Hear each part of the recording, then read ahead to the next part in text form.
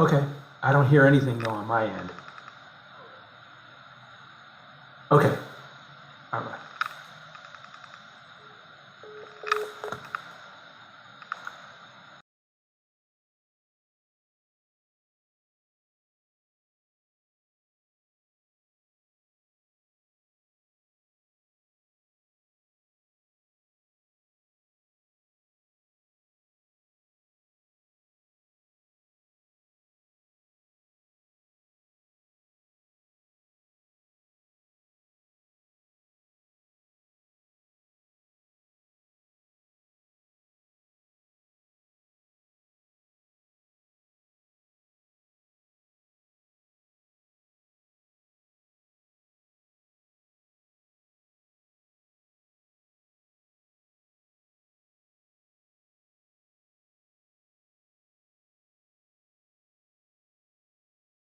Meeting via Zoom.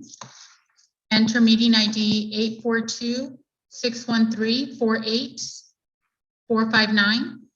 When the item that you would like to comment on is being discussed, select the hand icon to let us know you would like to speak. You will be called upon by the name you enter. You can also call 669-900-9128 and enter the meeting ID 842-613-48459. When the item that you would like to comment on is being discussed, then you can press the *9 to let us know you would like to speak. You will be called upon by the last 3 digits of your phone number. After you are called upon, you must press *6 to unmute yourself. For those who are attending this meeting in person and would like to provide a public comment, please fill out a request to speak form and turn it into the secretary. All speakers will have 3 minutes to speak. I will alert you when your time is up. Up to you, Chair. Moving on to public comments, non-agenda items. Secretary, does anyone wish to speak?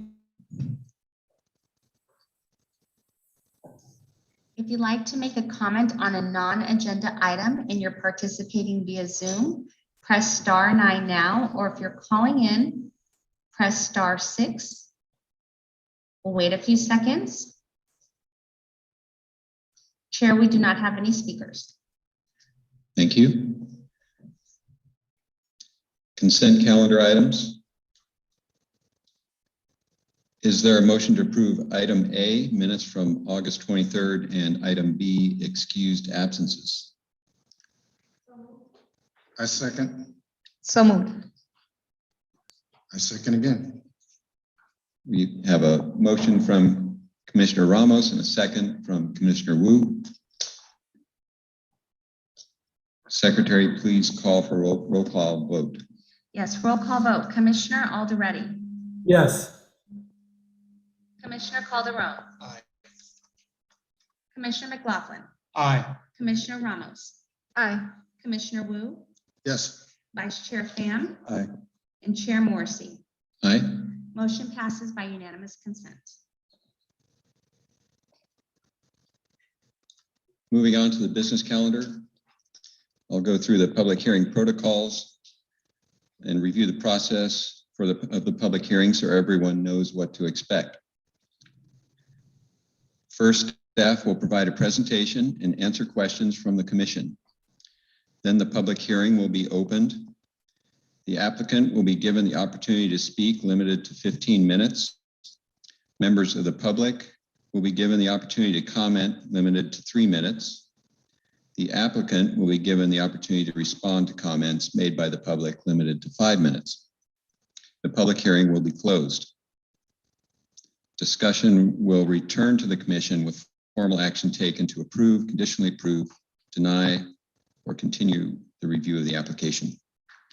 Please consider the following suggestions when organizing your comments. A, please state your name and address, which is strictly voluntary. B, state whether you support, oppose, or are neutral to the proposal. And C, your statement should include all pertinent facts within your knowledge. Avoid gossip, emotion, and repetition. A clear, concise, and non-repetitive argument is most effective. This is the time and place for the public hearing on item number 1, conditional use permit number 2021-14 for the property located at 518 North Broadway. Before we begin, do any commissioners have anything they wish to disclose regarding this item?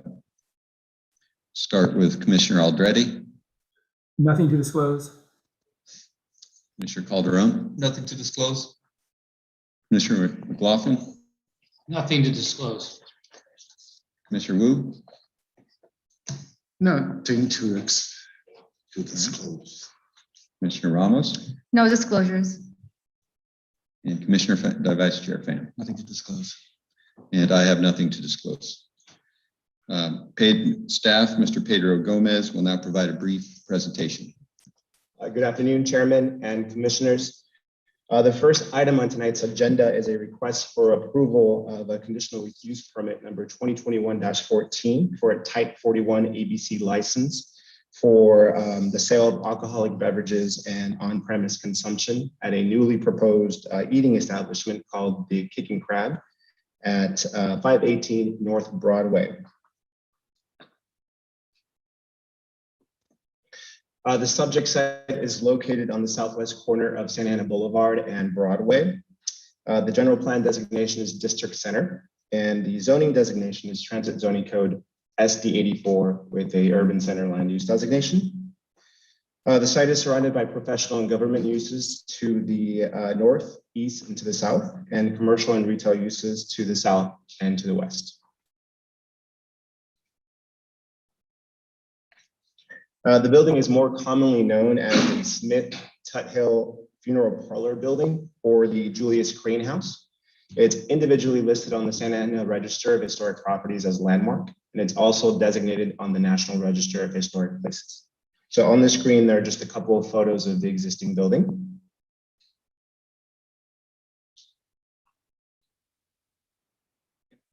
The Kicking Crab is a casual Southern California-based seafood chain that originated in 2010.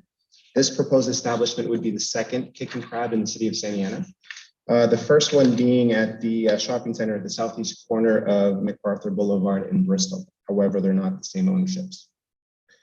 The applicant is proposing to occupy the two-story, 4,200 square foot commercial building, which is currently undergoing interior tenant improvements, including a new kitchen, food prep area, storage rooms, restrooms, and dining areas.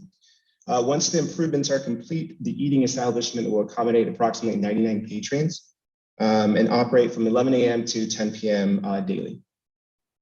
All alcoholic beverages will be stored in a dedicated storage area within the establishment's kitchen, which will be less than 100 square feet in size. The alcohol storage and display area will be less than 5% of the site's gross floor area, which is required by the zoning code's requirements. No after hours or live entertainment are proposed at this time. Lastly, to further improve the site, both the site and the building will be refreshed with new lighting, landscaping, furnishing, and hardscape improvements.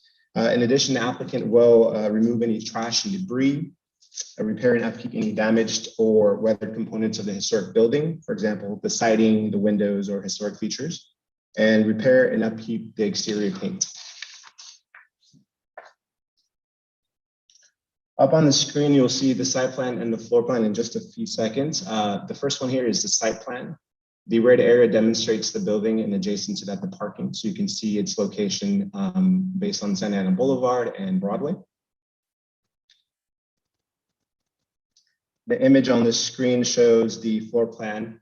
You can see the first floor on the right and the second floor area on the left.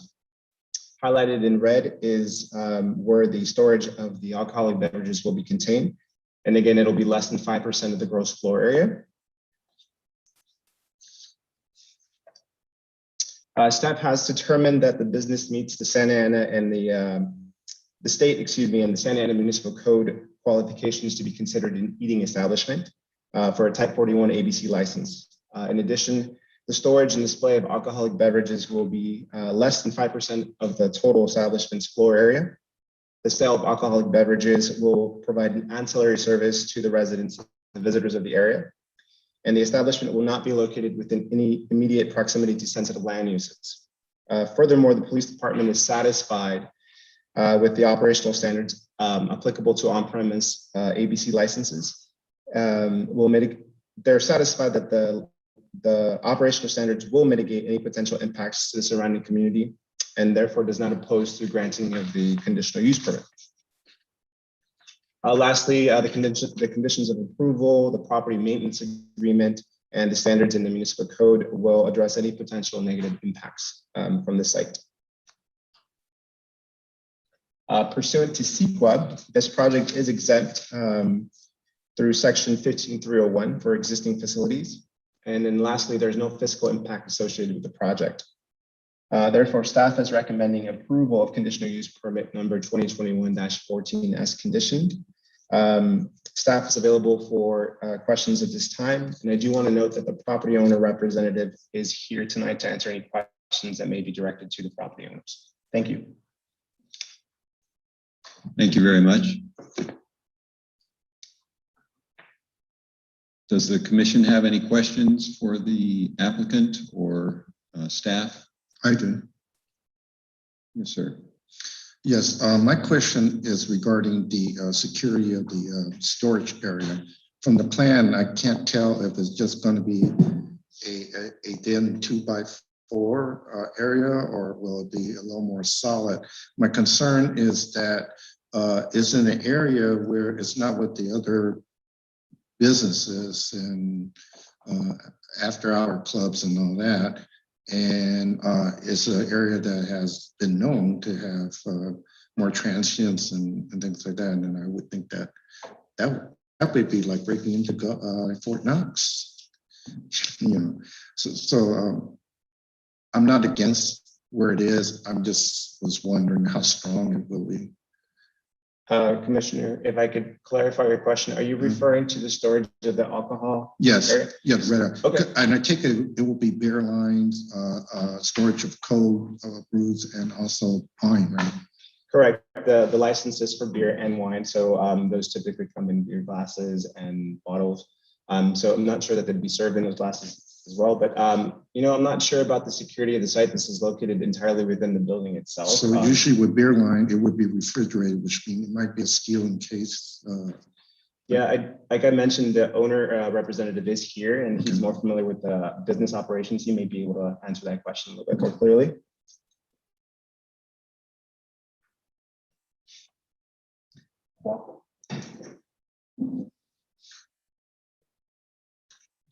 Hi, good evening, the commission. My name is Kwak Pham, and I'm representing the Kicking Crab Santa Ana Parkway.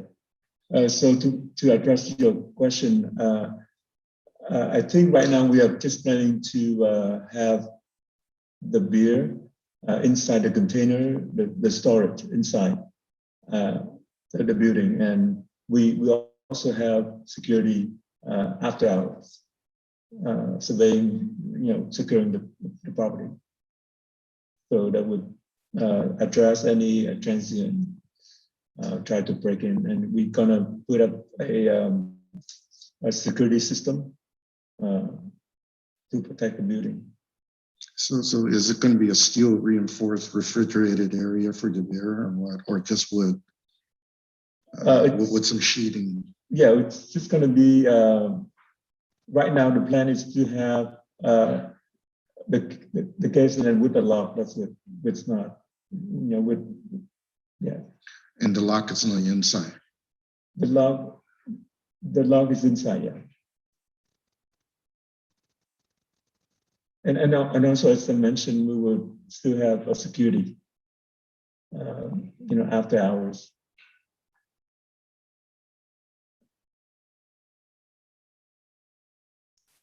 Are there any other questions for staff or the applicant? I have a question for staff. How many parking slots are in the premise?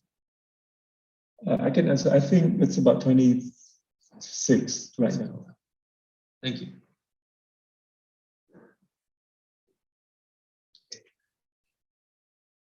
Commissioner Requago.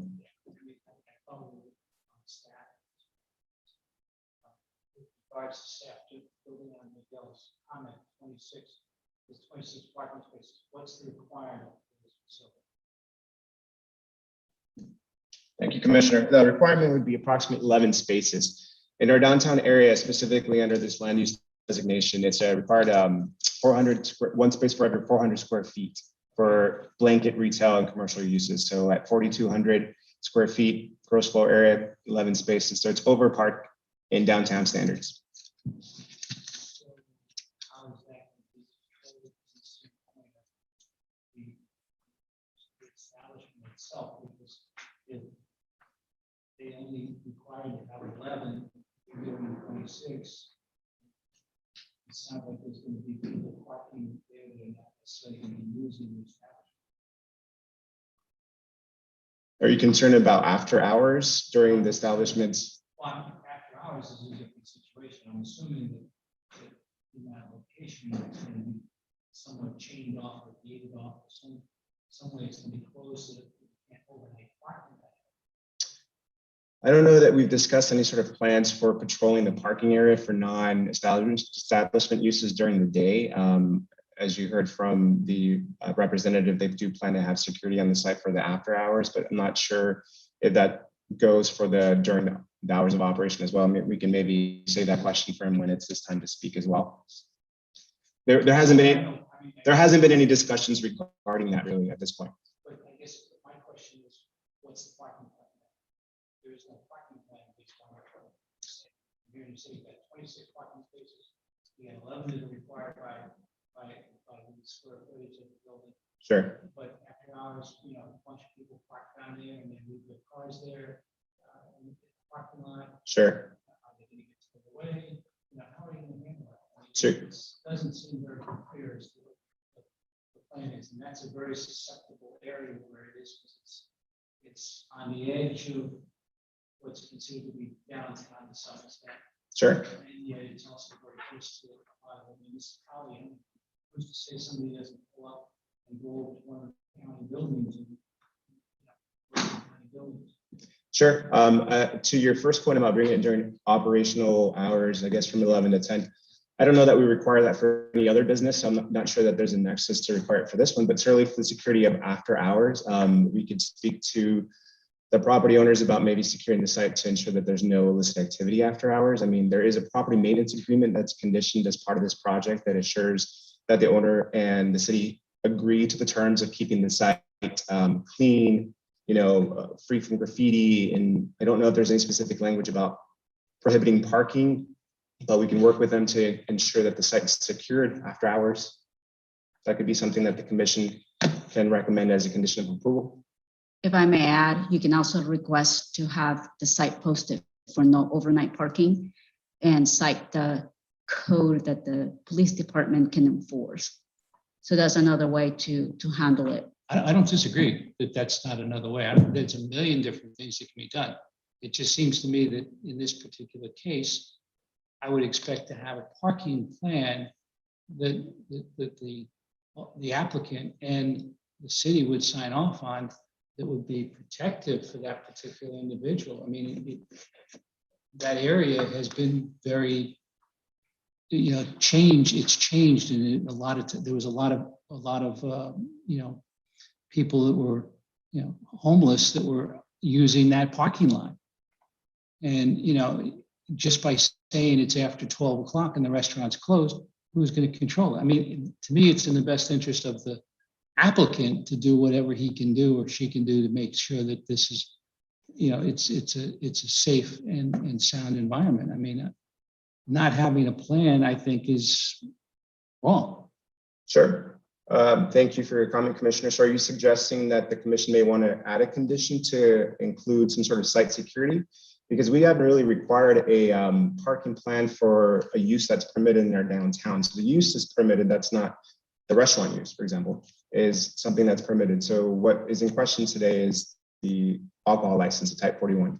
So in my experience, we've never required a parking management plan for an ABC license, especially not for a use that's permitted by right in our downtown. So if the concern is for security, I think the commission can discuss the option about including a condition to secure the site after hours, if that's the basis of the main concern. Yeah, I understand it's not germane to the CUP, but to me, I'm just looking at it from the standpoint of what we've done in the past with other restaurants and such. We have had them do parking plans and safety plans to be part of the approval process. I'd have to defer to staff that's been. Chair, handling if, I'm sorry, this is Min. If I can suggest a condition that for the applicant to work with staff and the police department to review and develop and implement a parking, security, and maintenance plan so that it would be appropriate with the safety concerns. As Pedro did cite correctly, is that we need to ensure that there's a nexus between the conditions and what's being applied for, but certainly we understand the concern of the safety issue, and we can have a condition that would ask that, provide direction for staff to work with the applicant and the police department to evaluate a plan that would help to maintain the property and security on site, along with what's being reviewed for their on-site security camera systems. So I think that would be a good condition that we can work with to address your concern. At the end of the parking lot is another parking lot and a parking structure that the county has some social service agency there. Is that going to be able to be used and they can walk out there into the parking lot of the restaurant? I don't know if that structure is public, but certainly as the intention is for all restaurants in the downtown area, the use of the public parking structures is something that's expected. I don't know specifically about that parking structure, whether it's private or public, but in general, the question about using public parking structures, yes. When there was a bank there, or I used to park there to go to the county building for business, so we could park there and walk across the street. So I'm just kind of curious if staff evaluated it. If it's public, I imagine they'd be able to use it. Okay.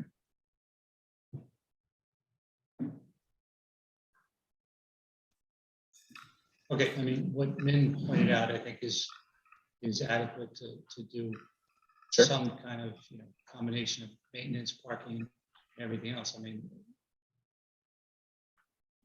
that works for me. Thank you, Commissioner McLaughlin. Commissioner Aldretti, do you have a comment for staff? Yeah. Thank you, Mr. Chairman. I don't disagree with Commissioner McLaughlin's parking concerns. I think they're real. So I'm glad to hear that was one of the additions I was going to talk about. The other one is I didn't read anything in the staff report about the integrity, keeping the integrity and the historical nature of the building intact. And I'm wondering if, I wasn't surprised that it wasn't in there, but I was wondering if staff could speak about that. Just because I think it's one of the most beautiful buildings we have downtown. And so it'd be nice to know what's going to happen in that regard. Thank you, Commissioner. I'll try to tread lightly on that one, and I'll refer to our council because it is purview of a Historic Resource Commission. So I'll try to answer as best I can. Yes, it is a historic resource, and it's a structure that's considered a landmark. The work that's being done is entirely within the building itself. So it hasn't been subject to any discretionary actions from any body, certainly not the commission, the Historic Resources Commission. But we certainly understand the importance of this building, especially considering some unfortunate fires and everything that's happened elsewhere in downtown. That's why staff felt it important to include the conditions that we did regarding the upkeep and maintenance of the building itself. There are some, authorities that the staff has administratively to approve like-for-like changes or maintenance repairs, as long as it's not something that's considered substantial or expansive. So those conditions we included are supposed to address the fact that, we recognize that the building hasn't been kept, hasn't been kept up in the last couple of years. So as a condition prior to their occupancy, they will be required to, improve the landscaping, remove the fencing, repair any sort of broken glasses, any broken trim, any shutters or anything like that that might be present on the building itself.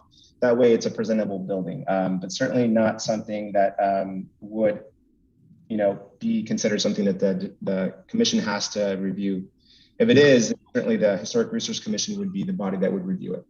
Got it. Okay. No, that's perfectly fine. I just was wondering. The other comment I heard earlier from staff was that I think you said they're not the same owners.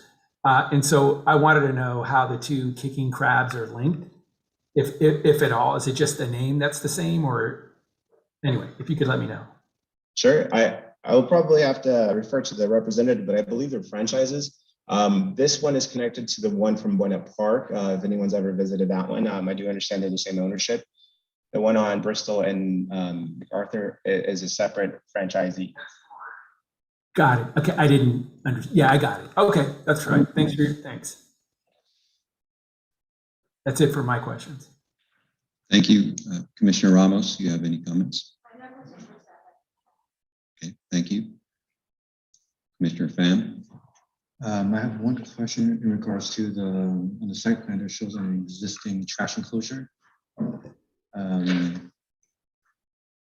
there any provisions within the CUP to secure the enclosure if it's not already secured, given that it's a change of use of this building? And so I'm assuming there's going to be more refuge that's going to be placed in that enclosure. We have bottles, we have things of that nature, if whether or not that's going to be closed and secured. Sure, I don't remember any specific language to the securing of the trash enclosure in the conditions of approval, but through the tenant improvement review process or public works department reviews that as well. And generally that's something they do require, but if the commission feels it necessary to kind of specifically outline the securing of the trash enclosure to prohibit any sort of unauthorized, dumpster diving or anything like that, we can certainly include that. Well, my thought is that it ties into with the alcohol license, given that it will add an additional element of there's going to be excess bottles, things of that nature. And so, and again, around the area, there might be chances where people the trash for recyclables and things like that. Yeah. Thank you. I have a comment, just to tag on to Commissioner Pham's point. Is that enclosure large enough to handle both a recycle and refuse? Because of the restaurant use, we may be generating more trash that might not be able to handle. I don't know what the specific size requirements are for those, but again, as part of the review process, our agencies are reviewing the plans before they give any sort of approvals.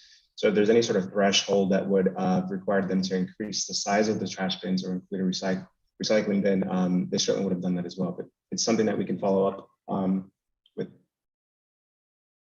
Okay, and the other concern I had was again, to Commissioner Alderetti's point. I thought that was a good point regarding the historic nature of the building. The building itself, it appears a lot of maintenance work is required, but the landscape it's completely a new landscape project. Is there anything in the conditions of approval that ensure that we'll get a historic or landscape that's addresses the character of the building or is complementary to the character and history of the building? Sure, that's part of all of our reviews for with staff anyways. Anything there's administrative or even discretionary, we ensure that it's not just the building that's consistent with the historic structure, but it's the setting as well, and that does include landscaping. So making sure that it's period correct landscaping to this building is something that we do.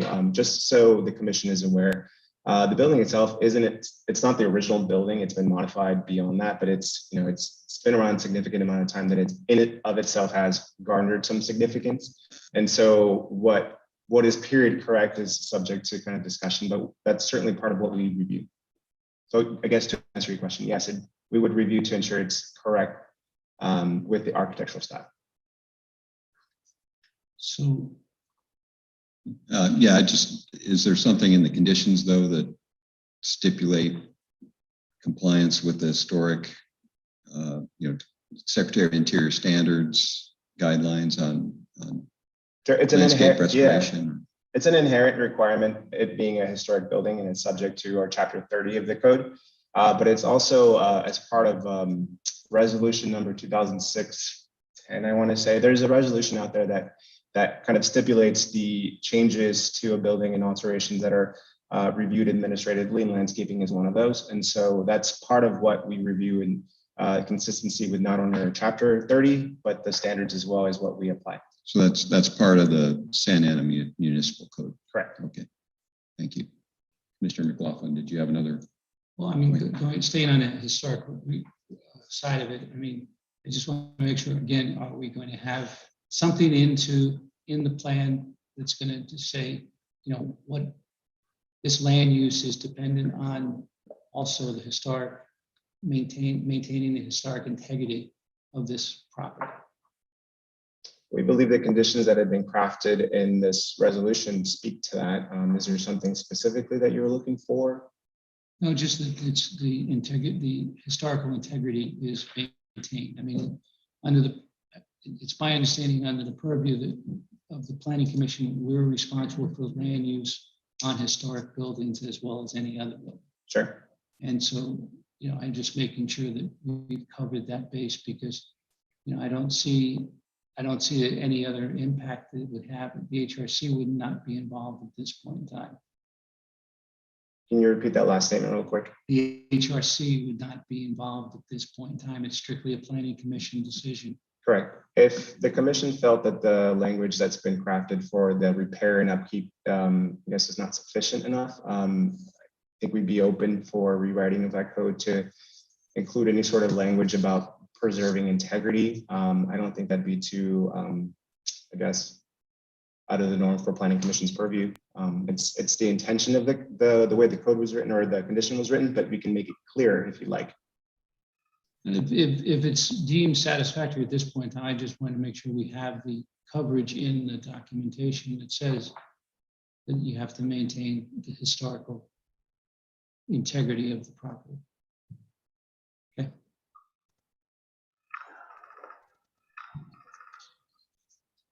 Okay, do we have any more comments or questions for staff? This is Commissioner Alderetti. I'm sorry to barge in. I don't know where to raise my hand on this. But I'm looking at the conditions 1 through 4, and then there's sub A to sub H, and I'm trying to G. I'm trying to figure out where is what provision deals with historical integrity. What condition? Thank you, Commissioner. I'm looking through the agenda now to see if I can point to those two conditions that were specific to the repair and upkeep of the building. Okay, so condition number 3 speaks to prior to final certificate of occupancy. Yep. It requires that the building be brought up into full maintenance and compliance with all of our standards. Santa Ana Municipal Code includes Chapter 30, which is a historic standard, historic ordinance, excuse me, and it includes maintenance limited or including but not limited to repair and upkeep of the property, cleaning up the site, landscaping, making sure that the components that define the building or what we would call character defining features are upkept. That usually includes windows, sidings, any sort of the pillars or anything like that. And this also goes into parking, lighting and irrigation standards. So it's supposed to encompass the full scope of the site as well. So if that specific condition the commission feels isn't kind of satisfactory and the commission wants to include anything about integrity, I think we'd be open to that. Well, look, I didn't catch the parentheses, the example, siding, windows, historic features. From my perspective, it's covered. Thank you, Commissioner. Yeah, I agree. I didn't see that either. Mr. Chair, if Commissioner Alderetti is finished. I am. Yes, go ahead. There are several places where they do mention the integrity, the siding window, historical features. And then further on, it does mention the rotunda and the colonial natures and balconies and window treatments. So, throughout the whole recommendation, there are various places where it does mention those kinds of things. My specific question now is to the future entertainment. Where on the plan are they planning to put live entertainment? I'm not sure if maybe it was a miscommunication, but there is no entertainment proposed. And It I does don't- say in the future there might be, but they have to be a separate application. Oh, I see that language. So should the applicant seek, I guess, entertainment at a later time, they'd have to go through the proper channels to get that approved. Okay, so you're just leaving the door open, but you're not approving it, right? Yeah, from what I understand, the business model of the Kicking Crab, that's not part of how Yeah. the business operates, but I mean, that's not to say that could change in the future. Well, it's family oriented, sitting around eating the crab, right? But it's not a bad idea to have more entertainment downtown, you know. Bring me there.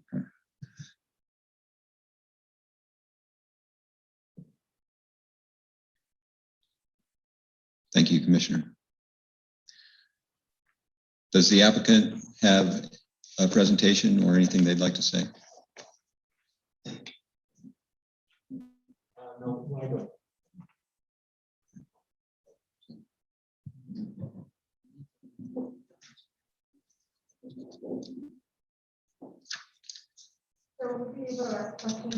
Applicant as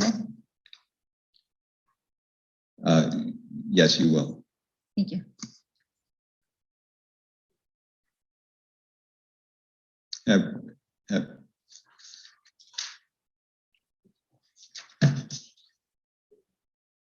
Have we received any written communications, Madam Secretary? No written communication has been received for this item. Okay, we will now open the public hearing and take comments from the public. Secretary, do you have any members of the public that would like to comment on this item? Yes, if there are any members of the public that would like to comment on this item and you're participating via Zoom, please press *9. Or if you're calling in, press *6. We'll wait a few minutes. I'm sorry, a few seconds. We don't have any callers, Chair, and the applicant may come to the podium now if you'd like to comment on this item.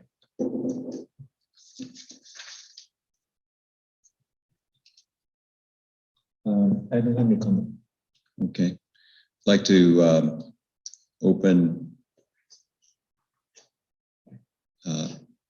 receive comments from the commissioners if you could take a few questions. Commissioner Ramos, do you have a question for the applicant? Thank you. Yes, I was just wondering if the applicant has any experience running similar establishments? Yes, we have not a Kicking Crab in Buena Park. And that one, yes, we do have it, and we operated it for 7 years. Great, thank you. And then one more question. Does the applicant have any experience maintaining historic buildings? No, not yet, but the last about 2 years, we have been doing that. Okay, perfect. While we're building the inside. Thank you.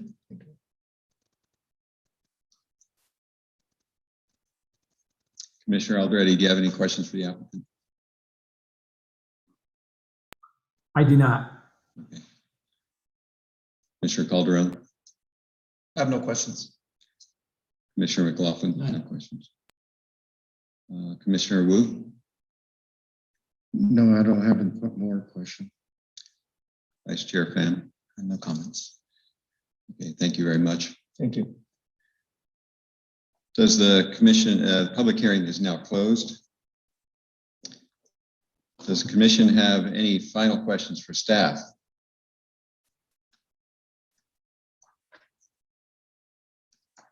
Hearing none, I will call for a motion to approve this item.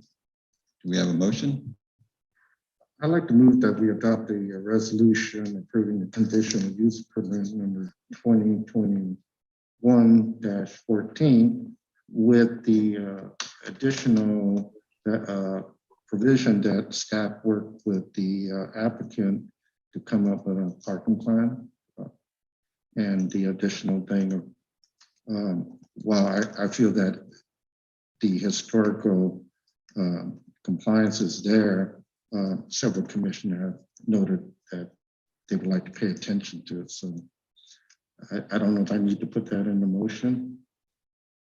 Commissioner Wu, if I can suggest, I think your point is well taken. And what we can do is specifically in condition number 3 to cite that all exterior work shall comply with the requirements of Chapter 30 of the Santa Ana Municipal Code, which is inclusive of all historical resources requirements.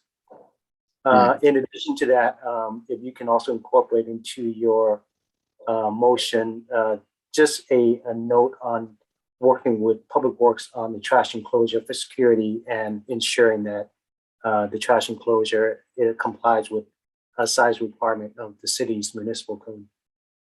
Yes, in adopting the motion, I add those 3 items. Commissioner Wu, did that include a parking? Parking, trash, and the historic nature and comply with the existing municipal code. Thank you.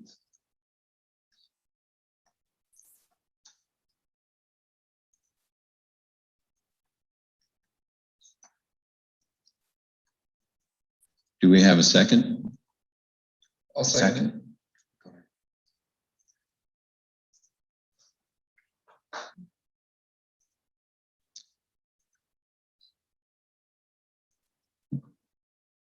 Secretary, would you please call for a roll call vote? Yes, I have a motion by Commissioner Wu, a second by Commissioner Calderon. I'll go ahead with the roll call.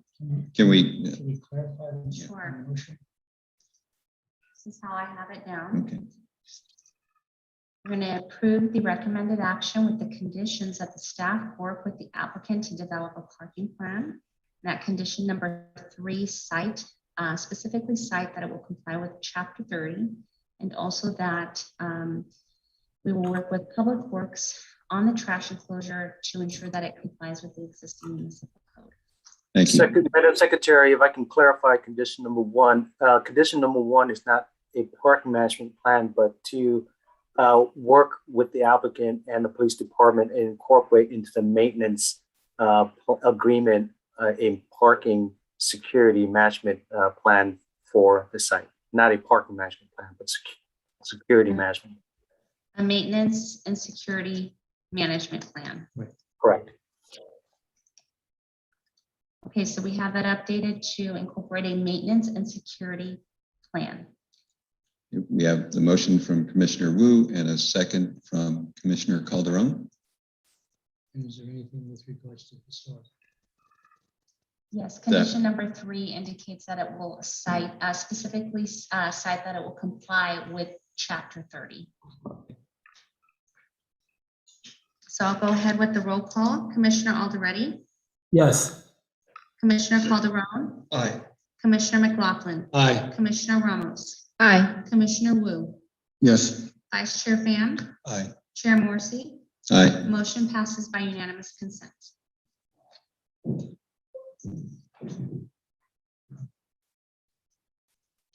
Thank you. The next item on the business calendar is the general plan housing element update overview. Thank you, Chair. Thank you, Chair. This is Min Tai. Before Melanie start on her presentation tonight, I'd like to provide a brief background, and she then will be able to provide the details of the presentation. This is the update of our current housing element of the cycle of the California Housing Community Development Planning Cycle. This is one of 7 elements that has to be updated and is mandatory by the state. In the past, the planning cycle has been between 5 to 8 years. This current cycle is for 8 years, and it's for 2021 to 2029. The main purpose of the housing element is to address local housing needs, but also to address state allocated housing requirements. This is a mandatory requirement that we have to meet. The housing allocation is provided to the city by the State Housing and Community Development Department via the Southern California Association of Government. The allocation allocated to the Southern California region this year is over 1.3 million new dwelling units, and that is throughout the 5 counties in Southern California. Through a process of local allocation through SCAG, each county then received its share of housing allocation and then downward to each city. Here in Orange County at this cycle, Orange County as a whole of the 34 cities were allocated over 180,000 units. And for our city particularly, it was 3,137 units overall that we would have to accommodate over the period of the next 8 years at the various affordability level that is required by the state, which includes market rate, moderate housing, low income, and at each level we would have to provide for the number as Melanie will share with you. One of the challenges that we have had, and the reason why the timing for us this cycle is so tight, is that we are unable to work on those numbers until we actually get the final number allocated. This year and this cycle, under the allocation process, we as a city was provided the number of 3137 through SCAG, and that is based on quite a number of factors, both in terms of our performance in the past of housing production locally here, but also ensuring that there is a fair share and equitable distribution of affordable housing and different units of housing throughout Orange County, so that there is a fair share provided by other cities and should not be burdened and shouldered by any particular cities. Our historic production of housing has shown that we overproduce and we produce more than our fair share of what the state considered to be the housing allocation. Based on that, 4 cities in Orange County actually challenged our numbers this year, and those were the cities of Irvine, Newport Beach, Yorba Linda, and Garden Grove.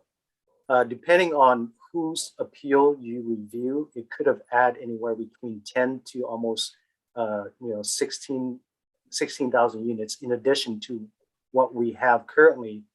And that would require us, if they were successful, to accommodate for those number of units instead of the 3,100 that we were allocated.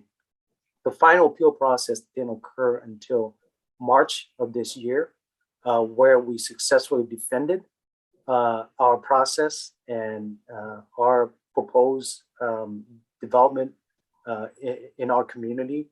The allocation was something that HCD and SCAG have both approved, and our final numbers, again, were approved in March.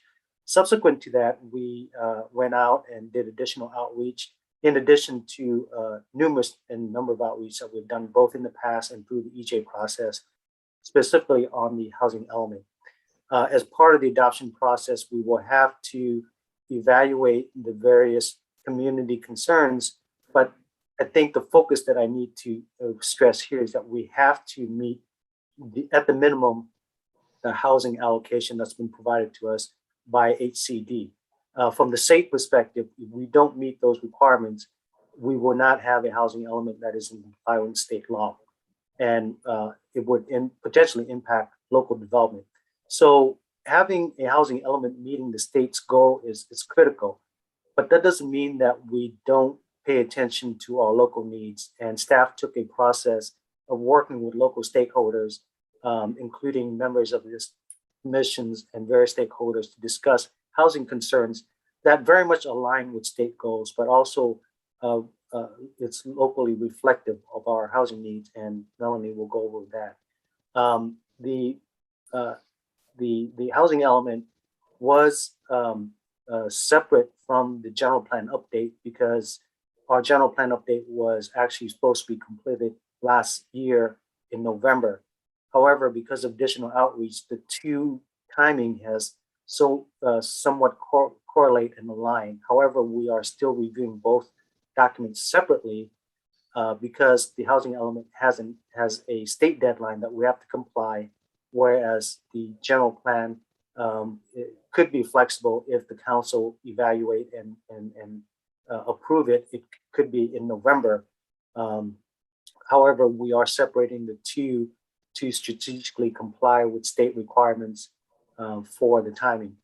With that, I want to give some time for Melanie to go over the 40+ slide that she has with details, information about the process that have brought us to date, where we're going with the document, and then some of the next steps. And staff will be happy to answer any questions subsequent to the presentation. Melanie?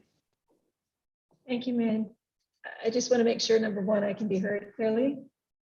Seems to be okay? Yes. All right, perfect. Thank you. Before I start in, I want to also acknowledge Judson Brown, our housing manager, who's here with us today on our team, and Ricardo Soto, senior planner. So thanks for your help and contribution, as well as other planning staff.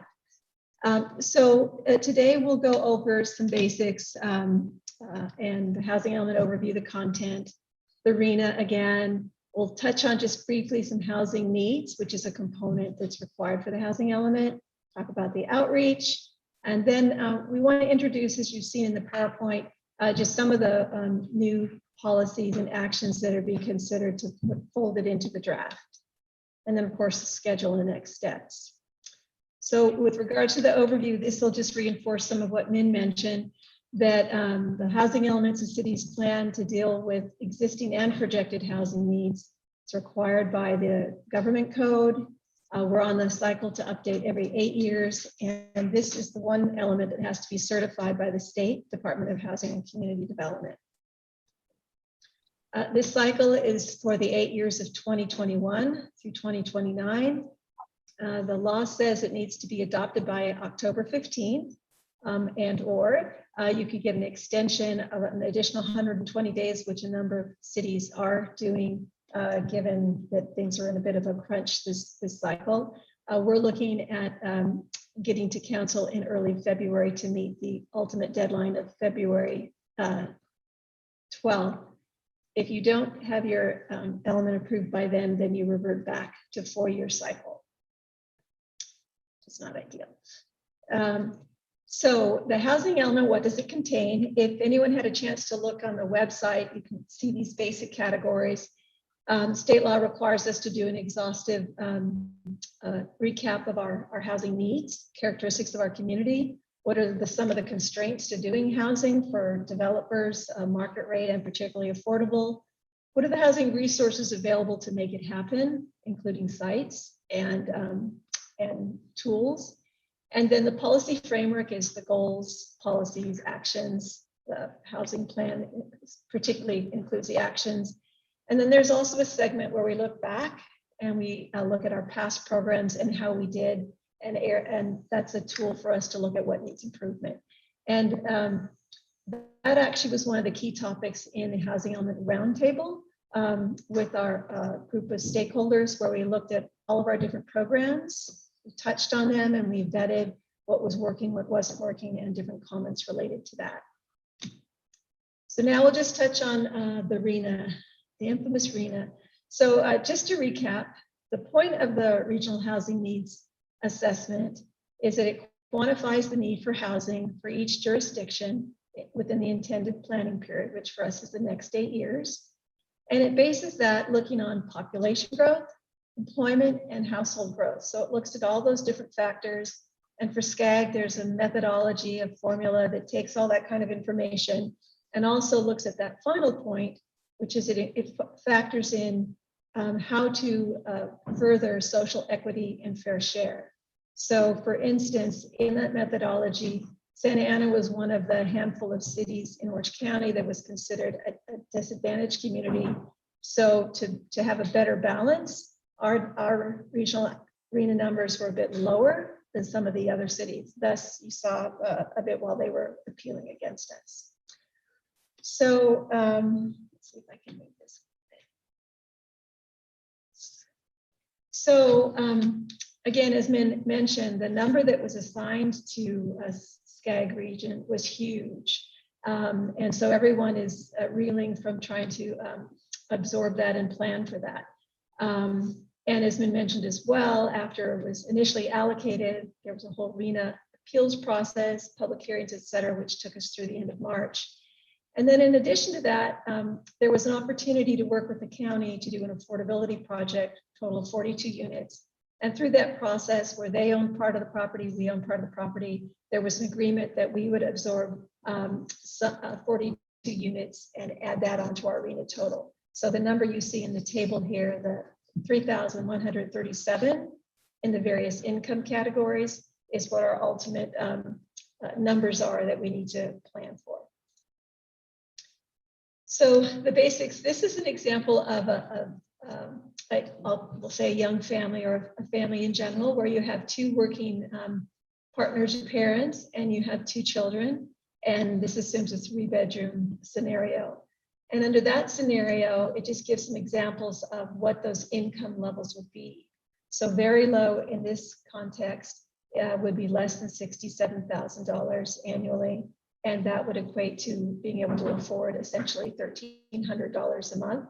And then you can see as it continues to go on, where the above moderate is classified as a family of two, parents of two, adults of two would earn more than $128,000 a year, which would allow them the potential purchase price and rental amount that you see here on the screen.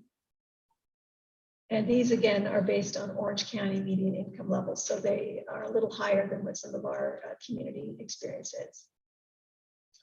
So we're going to briefly just touch on housing needs. So some of this information is what we'll go into in even more depth on the draft element. So the basics of this chart, and this was created through the help of SCAG.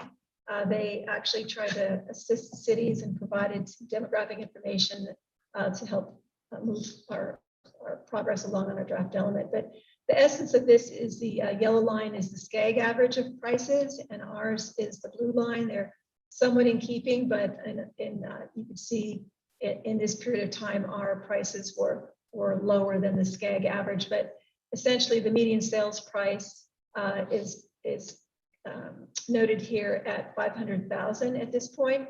But to note that median sales price includes not just single family, but condominiums and townhouses. So I need to take that into account.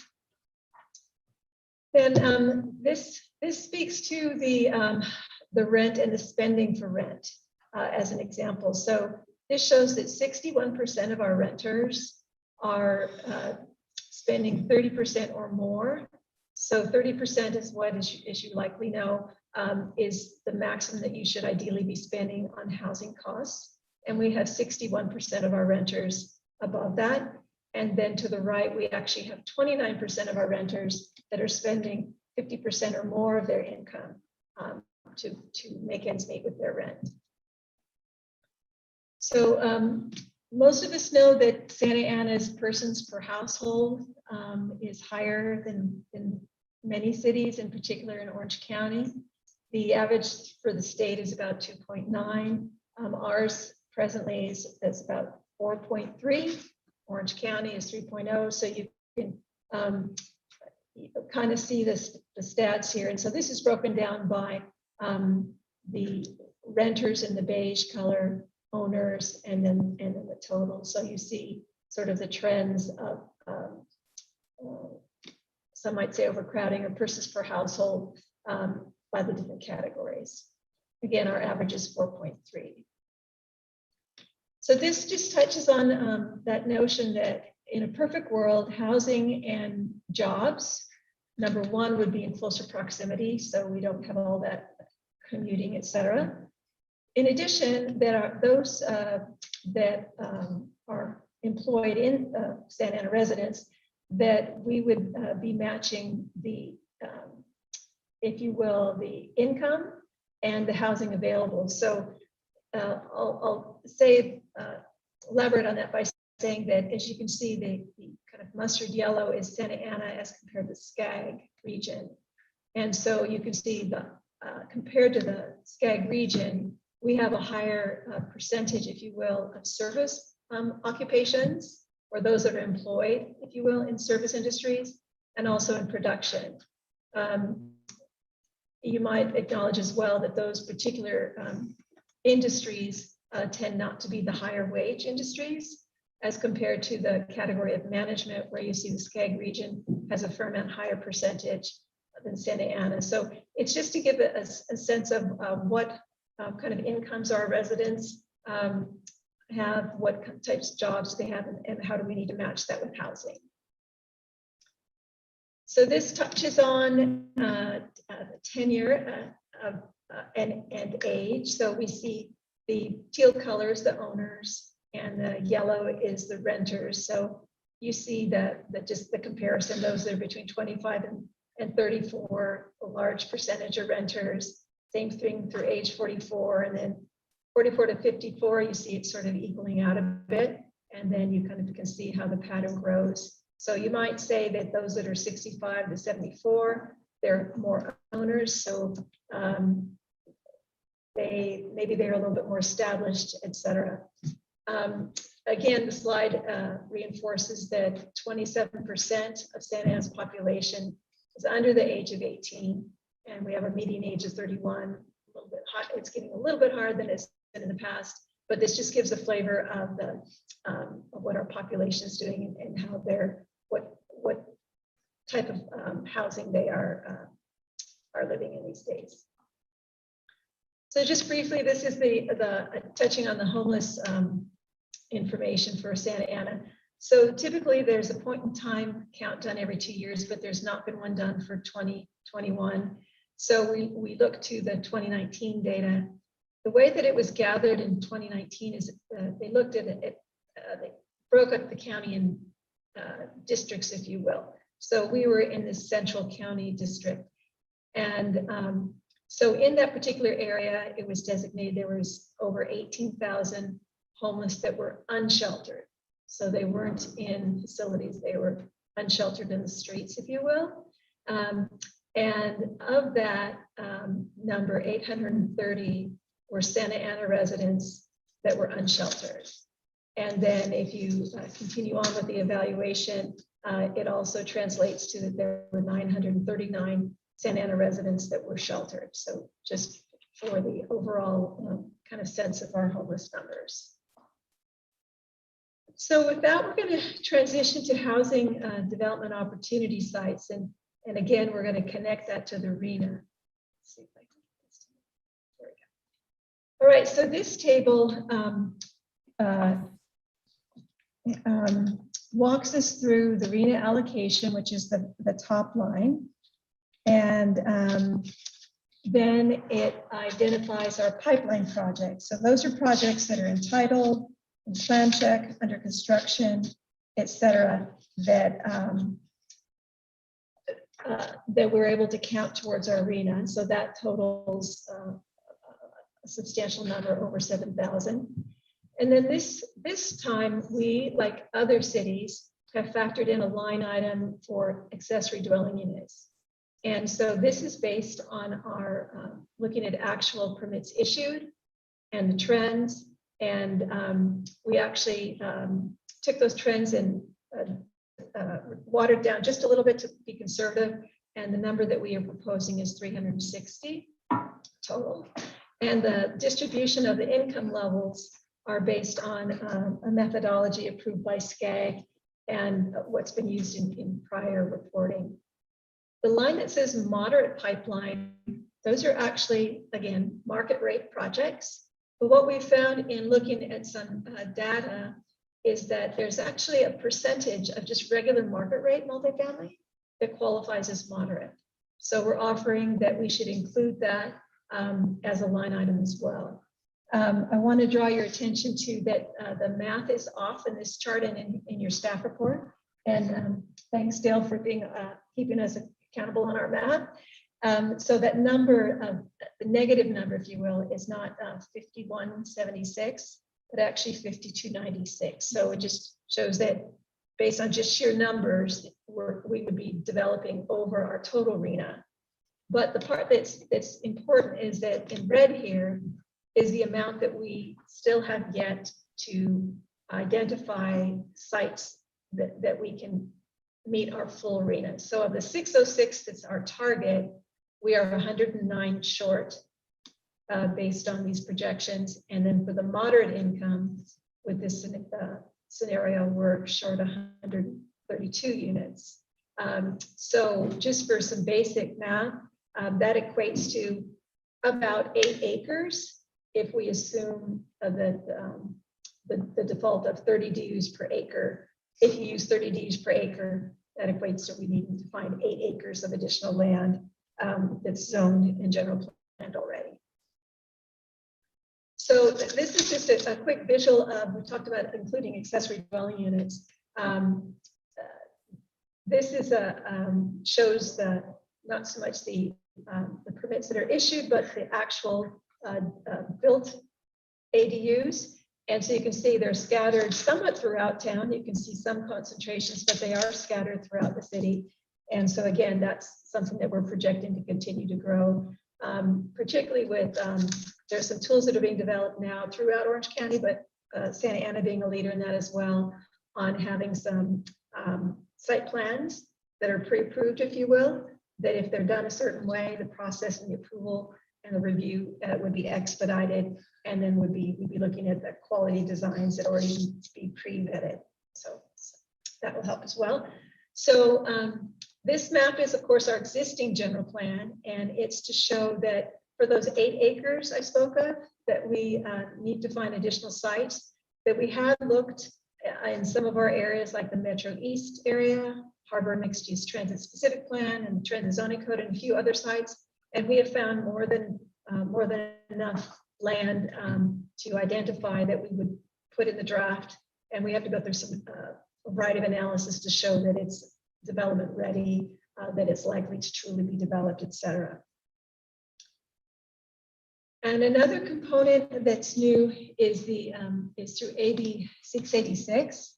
And that is an important new legislation that we're required to look a little bit closer and analyze the different barriers that exist out there for access to housing opportunities and just quality of life opportunities as well.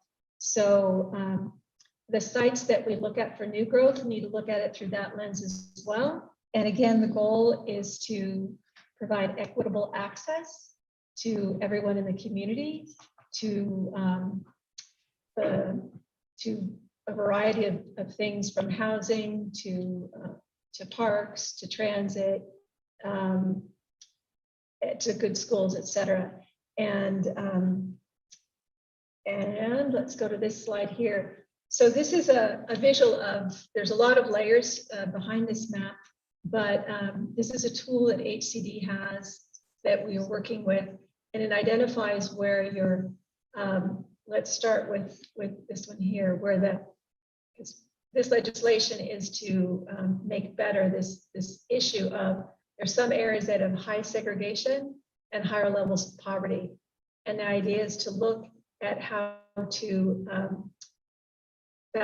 balance things out so that everyone has more access to all the good resources and opportunities for quality of life, and that we reverse some of the patterns in past policies that may have contributed to those areas of segregation and high poverty.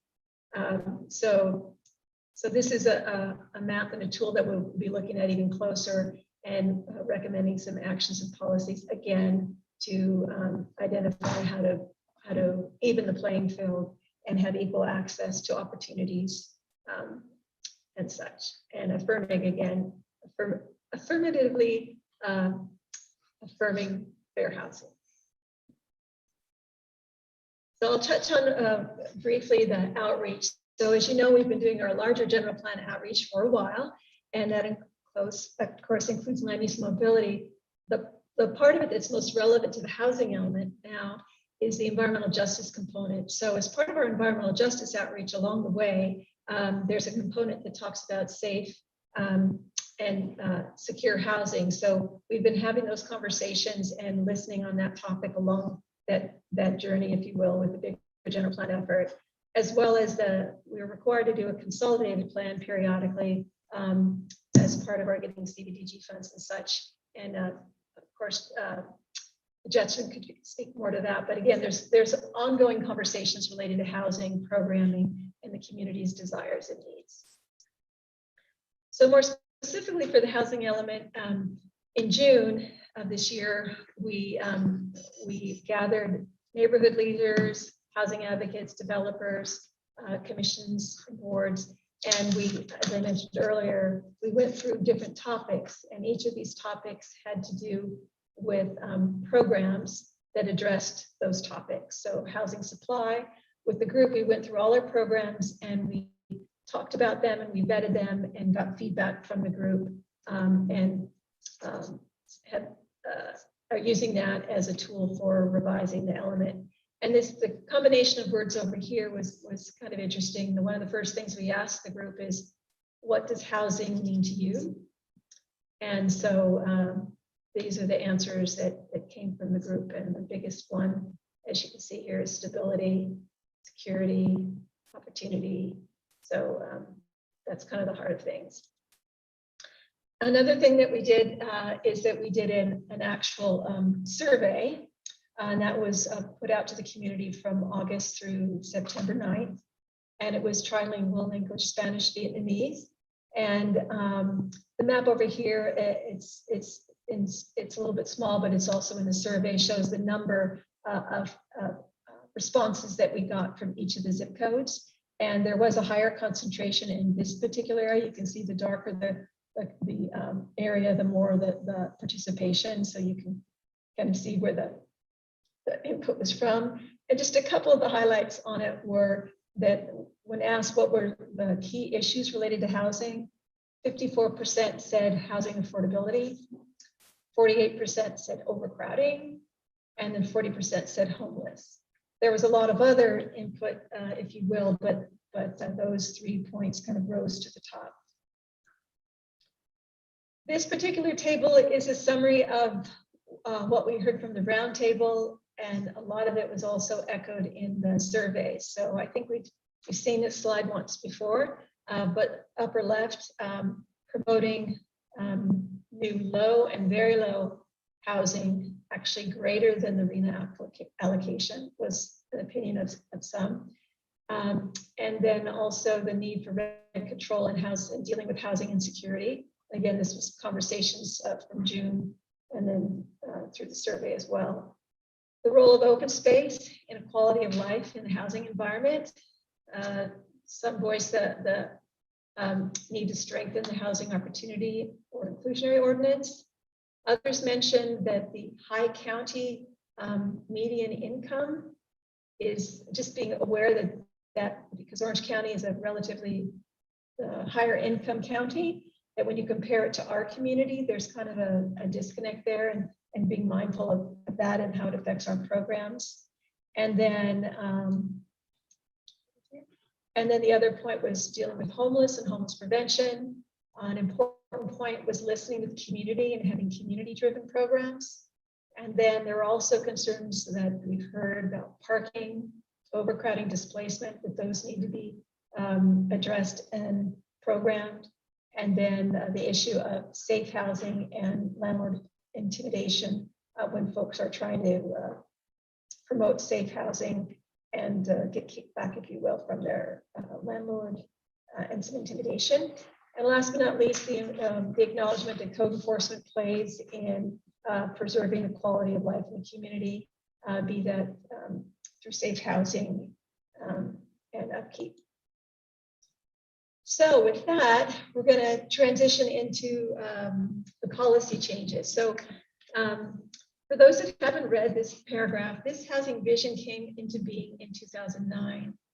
From a historical perspective, this was the first time the city had a vision that actually turned the corner and talked about apartments again. Prior to that, the city was not so comfortable with that direction. So I'm just going to take the time to read this. Santa Ana's residents have an equal right and opportunity to find suitable housing in quality residential neighborhoods that allow themselves, their families, and neighbors to live the fullest lives. We support an inclusive community that is multi-generational, culturally diverse, healthy, sustainable, and economically broad. The city will facilitate the production, rehabilitation, and improvement of rental and homeownership opportunities at different affordability levels consistent with these principles. So this is an example I would offer that our vision and much of the existing housing element is robust and is strong and was ahead of its time, let's say, based on some of the recent legislation. And so as we move forward, we'll be proposing that many of our policies and programs stay in place, but we want to augment that obviously with what's to meet current state law and to listen to the community and some of the issues that have come forward. So our existing general plan has 4 goals right now, as you can see on the board. And then we're recommending that we have 1 additional goal that specifically speaks to affirmatively affirming fair housing. So to touch on that, this would be a proposed example of the language, and it would be as a goal to affirm and promote social justice and equity in the provision, type, and affordability of housing and the available of community services for all residents.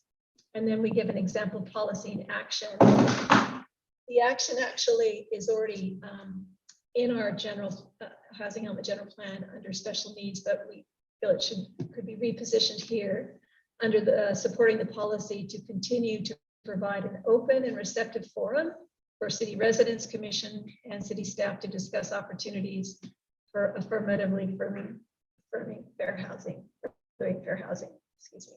So that is an example. Then under the topic of landlord intimidation, we have a policy suggestion to, on a broader level, promote educational programs that provide information and resources to residential tenants regarding landlord laws that provide protection against unjust evictions. So that was something that we would propose. And then to complement that, an action, specific action would be to hold an annual small apartment managers workshop to train and educate property owners, HOAs, property managers, tenants of best practices, not only in property management and neighborhood safety, but also responsibilities related to landlord and tenants. The next topic of displacement. The new policy would be related to housing stabilization, and these actually echo what council's recently been discussing and taking action on. So the policy would be to support measures that minimize impacts of public and private investments that may result in higher land value and housing prices in adjacent areas, which may result, so that this is the key part, which may result in potential displacement from existing affordable housing.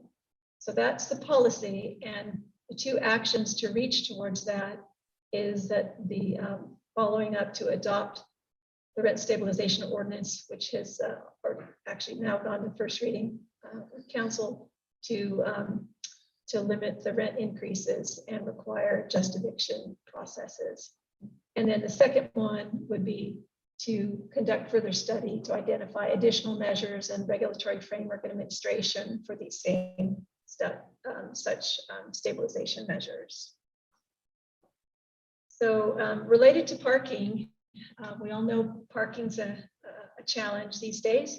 So the policy is related to parking management, and it's to support innovative and creative strategies that proactively minimize parking impacts and deficiencies within residential neighborhoods, including parking management requirements and incentives for active transportation. 2 actions related and to support that. One would be develop a pilot program with adjacent commercial development with underutilized parking. They have extra parking, if you will, to participate in some kind of a parking partnership program to help provide that additional parking to support the residential neighborhoods. Again, pilot program. And the next one is to reevaluate the city's permit parking program to incorporate regional best practices, look outside, see others that have been able to evolve and better respond to the parking needs for new and infill housing production.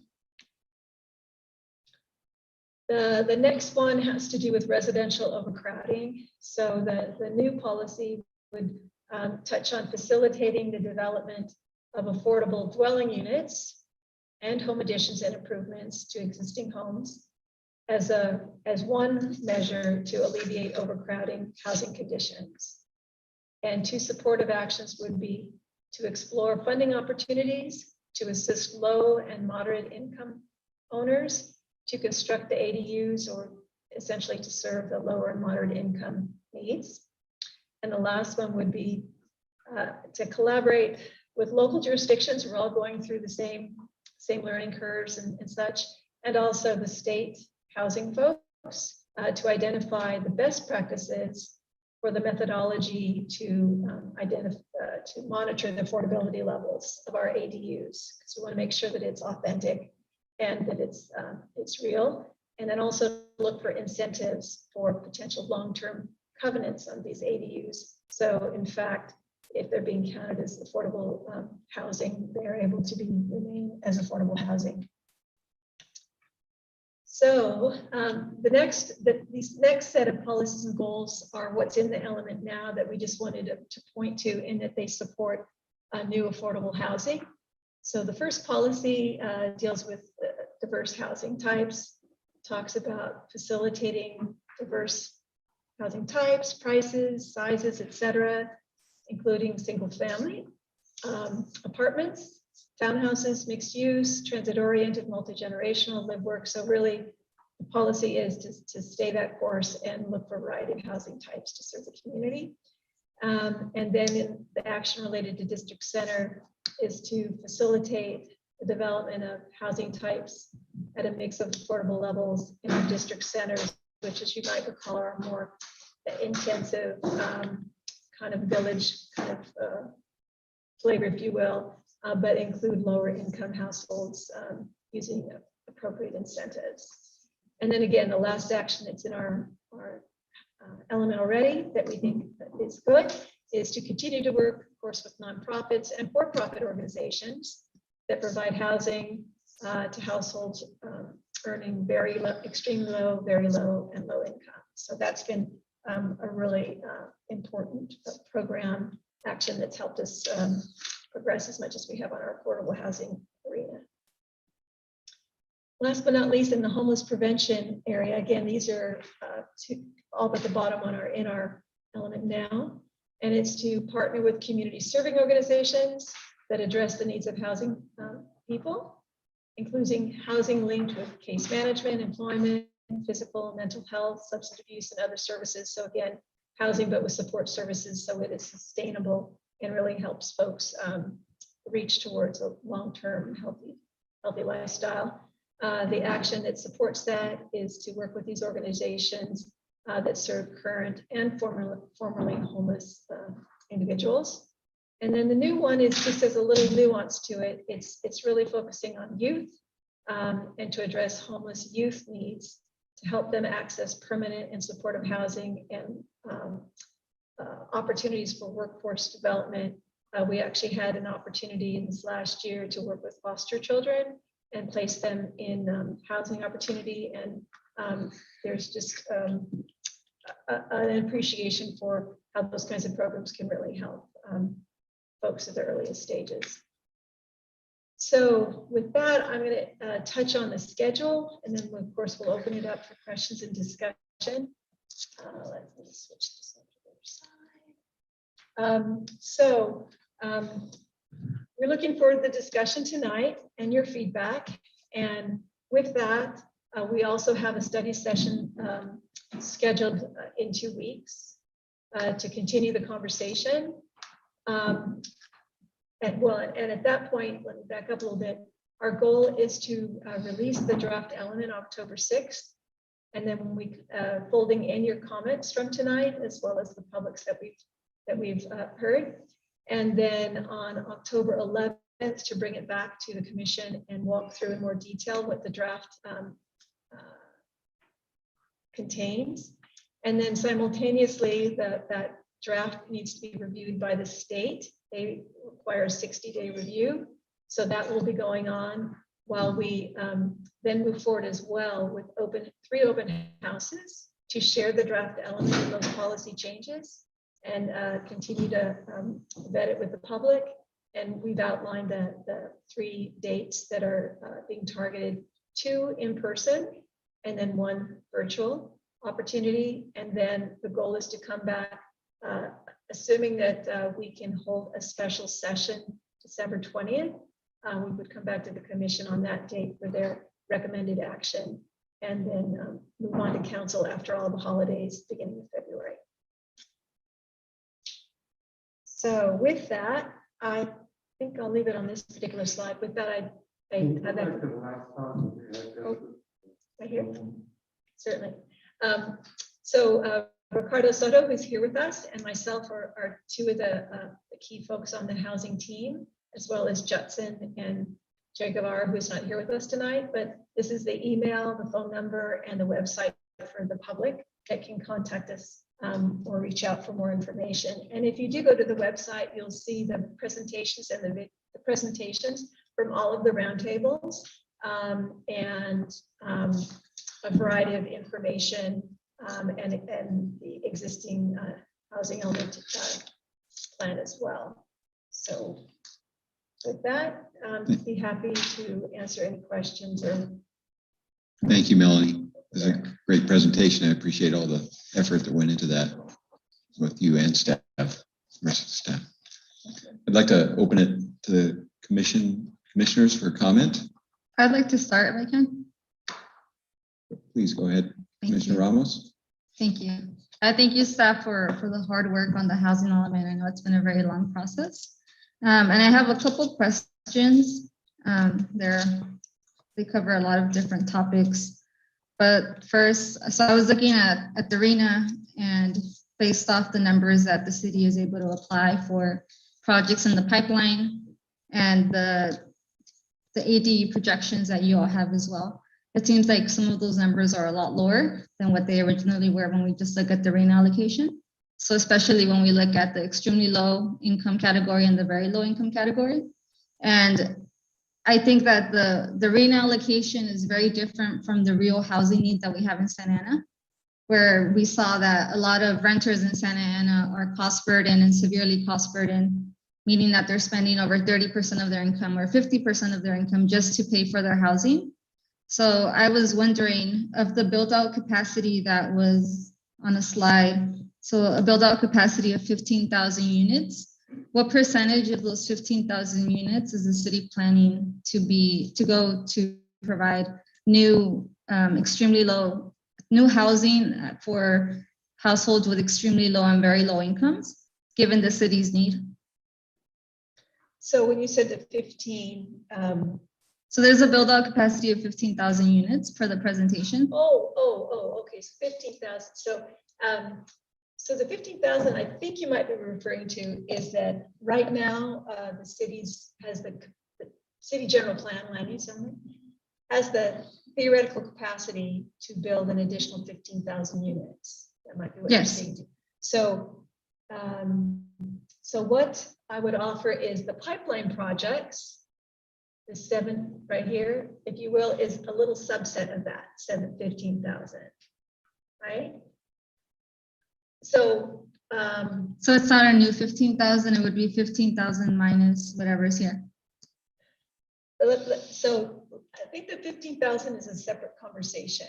Okay. So the land use plan that you saw colored up, that in theory allows for 15,000 additional units to be built. If a developer comes in, the general plan and the zoning allows for it, they meet the standards, go through the process, they're good. So what we've done is let's go for this, those 8 acres that we need. We will be drawing from that 15,000 capacity to find 8 acres that can draw the 241 units that we need to show the state, see these locations, we can pull from that. So satisfy the 240. So I understand that part. And my question is, outside of satisfying the RENA requirements, knowing that the city has this build out capacity, which we know is capacity and doesn't mean that that's exactly what the city wants to do. But is the city thinking ahead and proactively maybe saying, oh, we want 30% of these 15,000 units, if they were to be built, to provide housing for households with extremely low incomes? Thanks for clarifying that question. I would say no, but I would say Judson, feel free if you have any more to add to that. That one. Melanie, this is Min. If I can, Commissioner Ramos, thank you for the question. I understand your question, and to provide you with a sense of the planning aspect of that. So our housing division has the charge of working and using local funds as well as federal and any state funds to promote affordable housing projects and the development of affordable housing.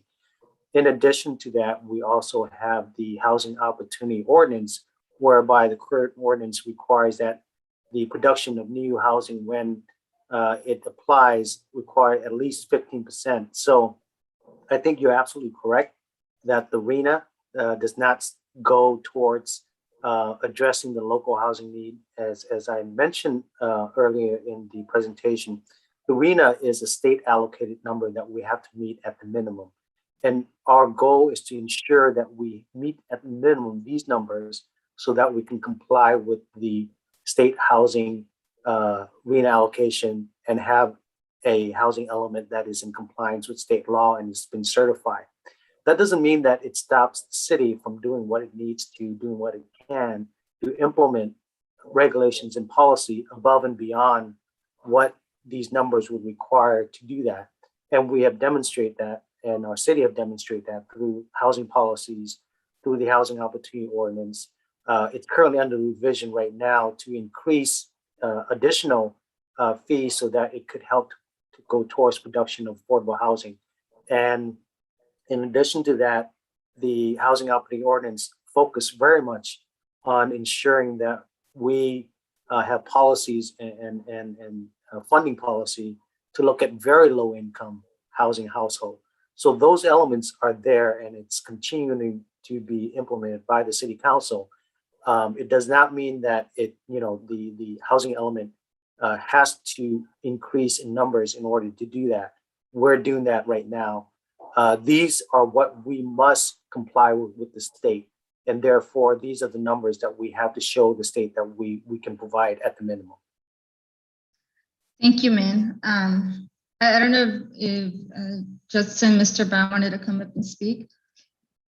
But I would like to recommend that the city develop a policy or a policy as a goal under the 5 goals to provide X amount of affordable housing or make X amount of future units affordable to families at extremely low and very low AMIs. And that's a recommendation for staff. I would appreciate that you consider. Judson? Yes, thank you, Commissioner Ramos. And actually that builds on some of the direction that you and the Community Development Commission provided to us previously with the use of our affordable housing funds. In the most recent RFP for affordable housing development, we required that we incentivize the development of extremely low income housing by providing a bonus for projects that developed at least 75% of their units on site for extremely low income families. And we do plan, following the direction of the commission, to continue with that practice, and that aligns with our affordable housing funds policies and procedures that was adopted by City Council in March 2018. Thank you. I'll move on to my next question, and that's regarding ADUs. So I know that there's a projection for ADUs, and there were conservative estimates of the affordability levels of those ADUs. So I was wondering if we know what is happening with the existing ADUs now.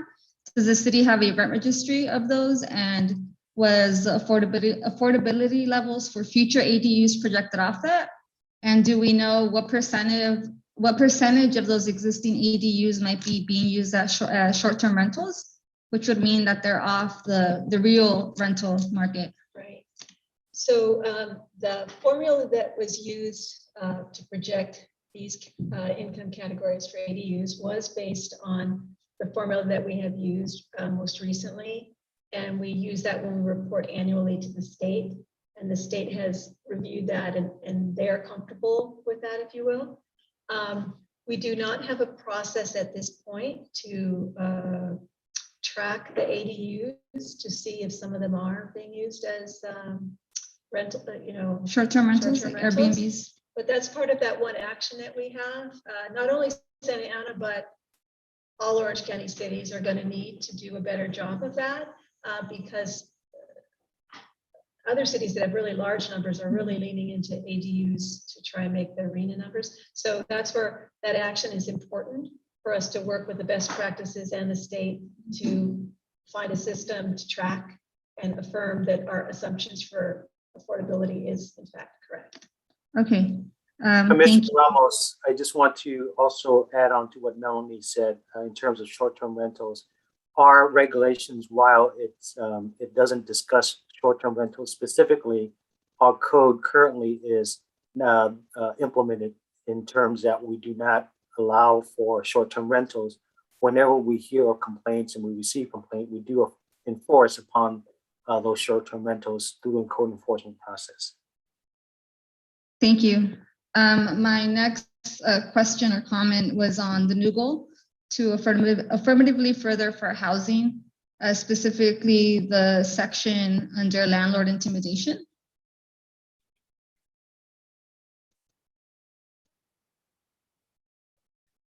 So the action item there for landlord intimidation, I think it's on the next slide,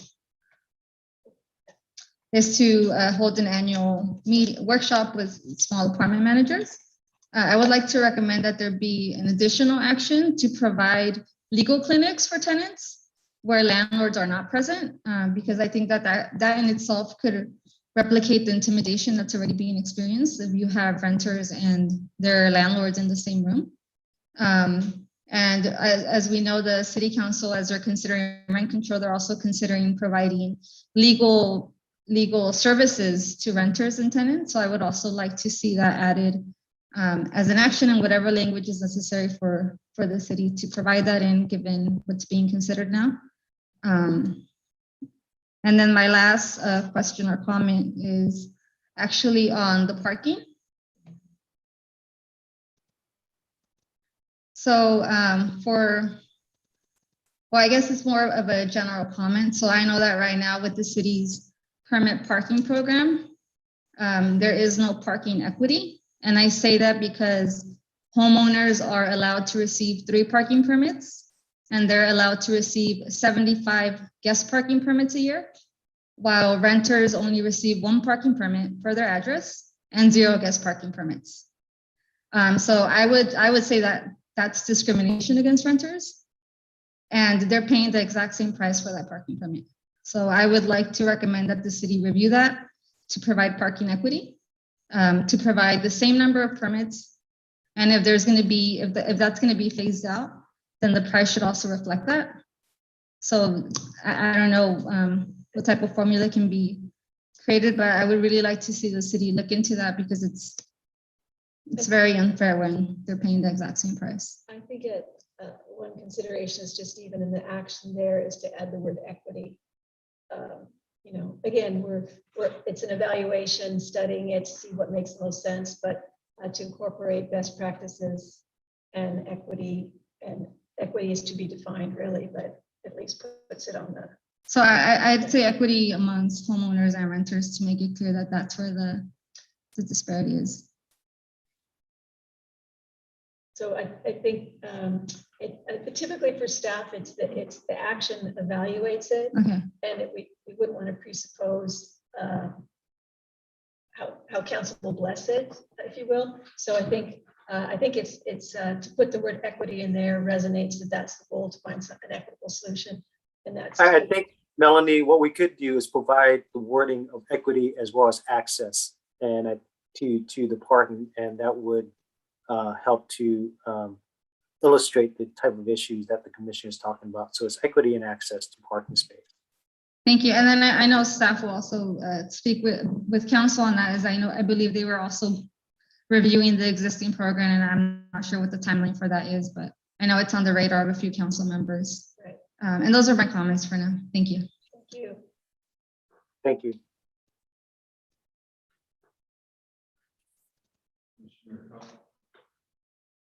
Commissioner Calderon, do you have any comments?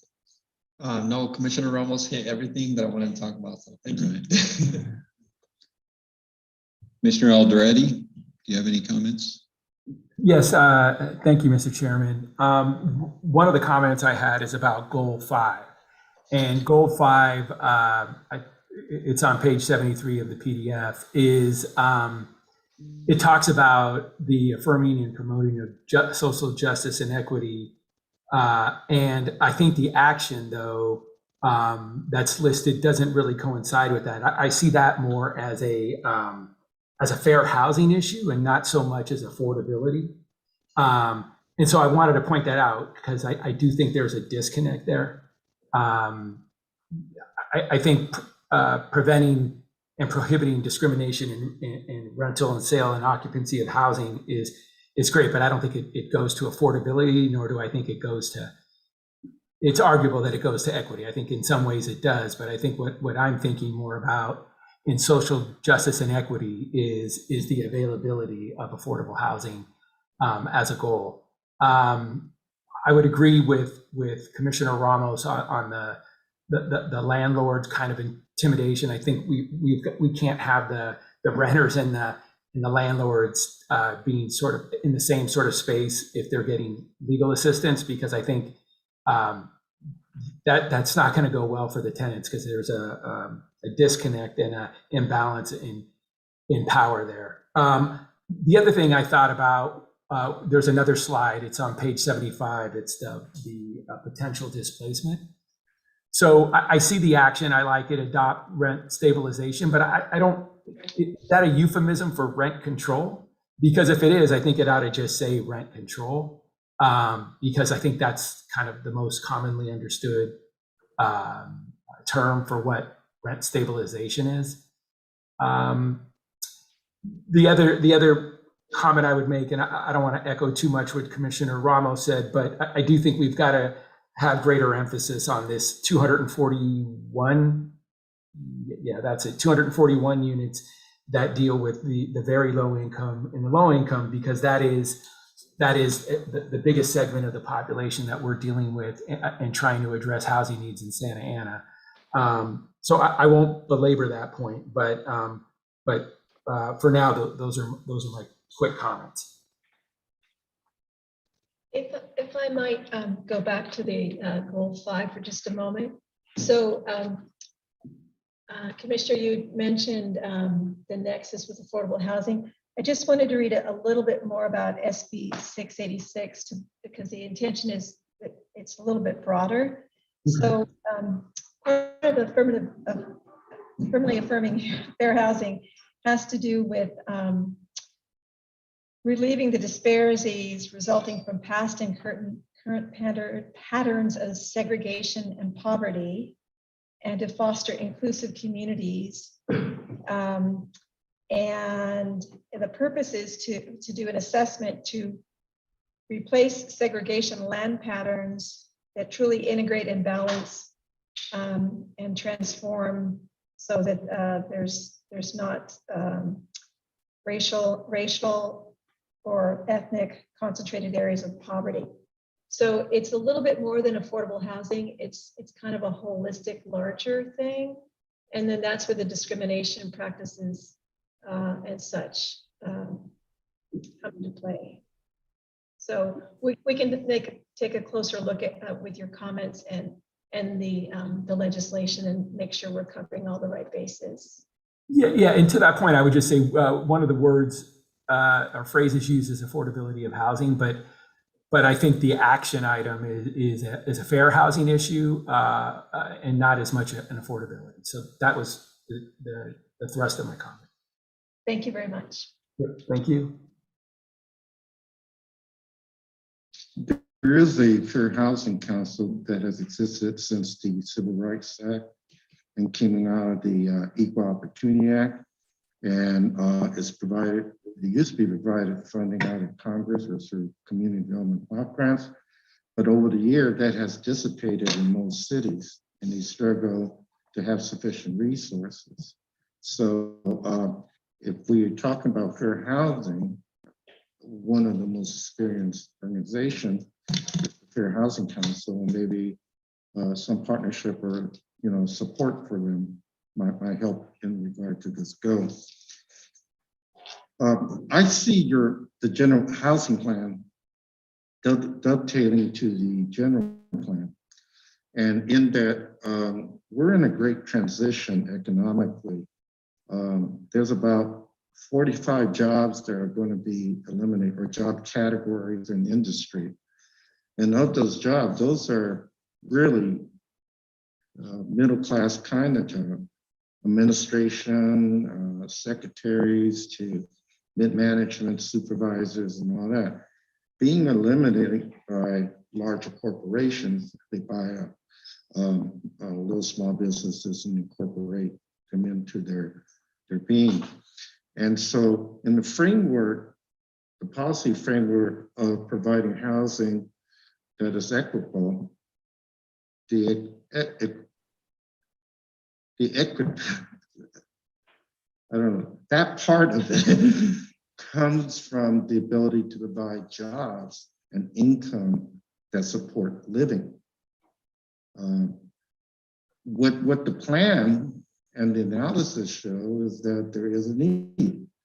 And in that need, there are people. And in those people, they don't have the sufficient income to meet the housing need.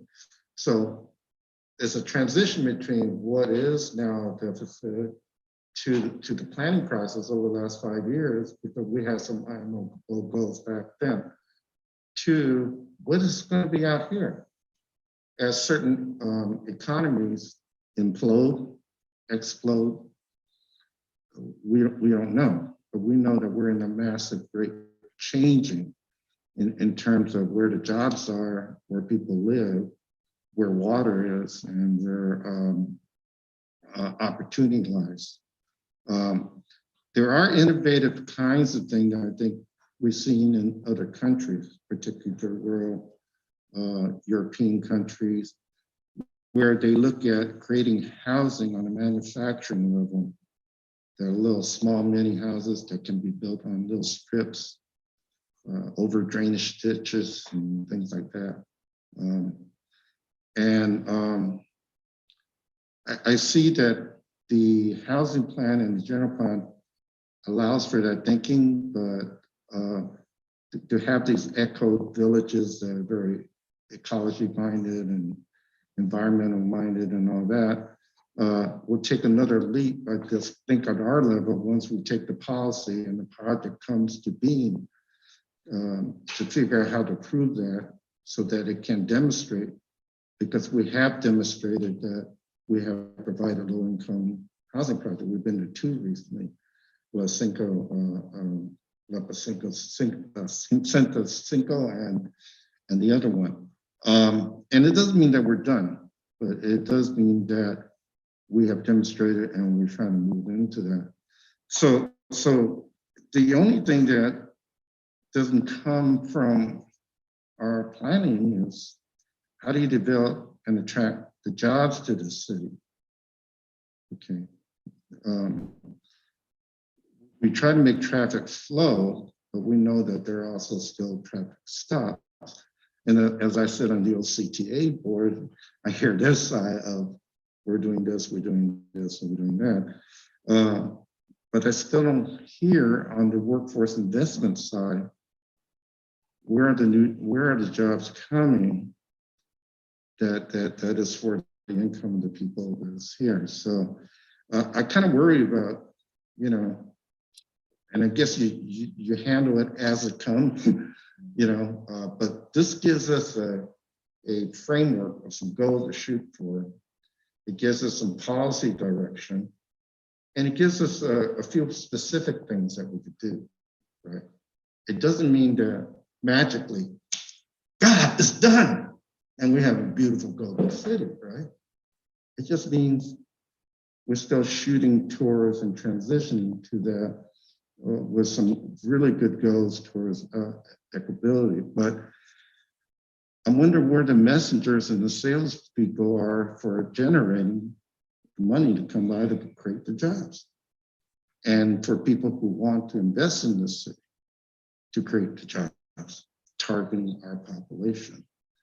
And if they come, our industrial areas or the former areas where this factory are they looking at it? Are they using it, whatever? And I'll give you an example where I think some of them are. There's not enough space for the aerospace, the airspace transportation people and the coordination of all those. So down there in the South City, several new companies has come up, and certain pharmaceutical, and they're desperate to hire warehouse kind of working type of people. I don't know if they're providing the benefits and things that also support the living. So I hope that the workers are not being imported. The workers in the city are going down there to have the skill level, the ability to apply for the job. So as I confessed to you many times, I'm just struggling with the vision, which I like. I like the language of that and the direction. I'm struggling with the reality of how you make it come to being. And I'm patient enough to wait for some projects to come by, you know. And so I hope that when you highlight those projects that fit in it to show the innovation of how we're applying our goals and actions and policy, highlight it for us at the Planning Commission, and then we say, hey, yes, this fits into where we are. Because today we don't have it. I mean, we've been moving towards that, but there's not a magic formula that says that 7,000 units for low-income people are going to be created overnight, or 15,000, or whatever the goal was. But we can show you 2, 5, 10, and whatever. And it doesn't mean that we're done. I mean, no one's happy with just a few. Right? So that's just a general comment to kind of say there's really no reason to deny going forward, and that there's still an opportunity. I think you had about 4 or 5 public hearings coming out for the community to come out, and I hope that they do come out. And one of them is really accessible at El Salvador Park. So, but you've done a lot of listing there because you included the many of the stuff the advocates been saying, many of the stuff that the neighborhood leaders been saying, you know. But we got a problem. We got a problem with parking.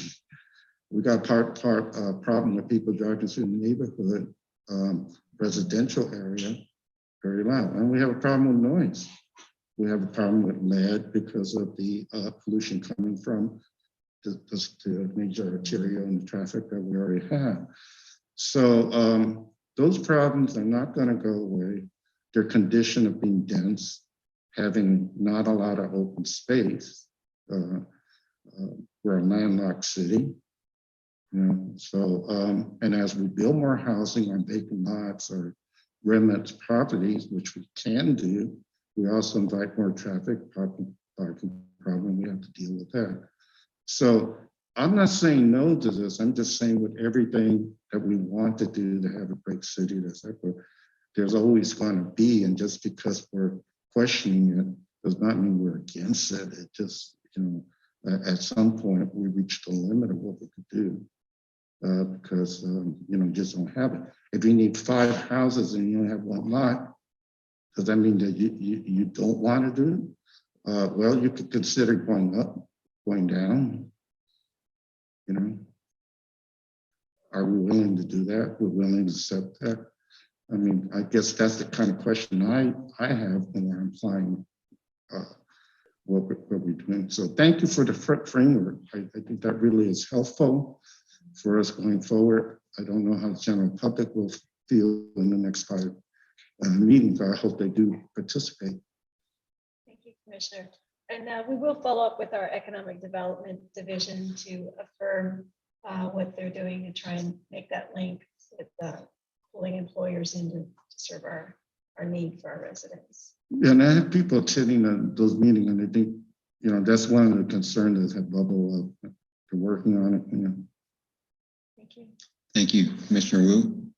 Commissioner McLaughlin, do you have any comments? Well, I've got a couple of comments. I'm going to go the first one to ADUs.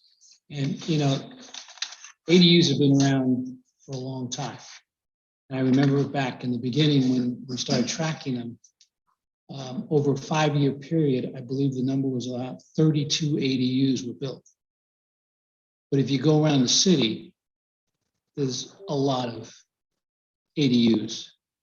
And one of the things that the city was going to do back when when state started to really force changes with ADU, the city was going to go back and visit all of those, shall we say, non-permitted ADUs. And there were quite a few.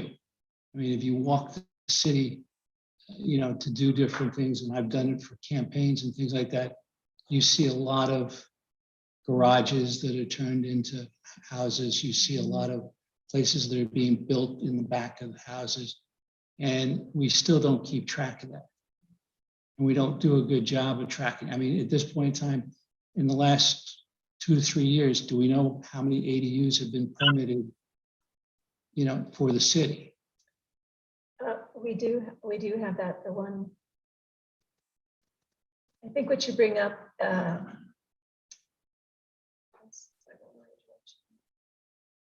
so this is the visual of the ADUs, and this one's a little hard to see, but in 2020, we show 41 units that were actually built. In 2020, 41 were built. in the entire city. Yes. I doubt it. Well, that's for I just cannot believe that 41 is the number. So I mean, yeah, and you're what do bringing we, up. I mean, Yeah. we're saying that we're going to use ADUs as a means of measuring the growth and everything else, but we're not tracking it. It sounds like a code enforcement.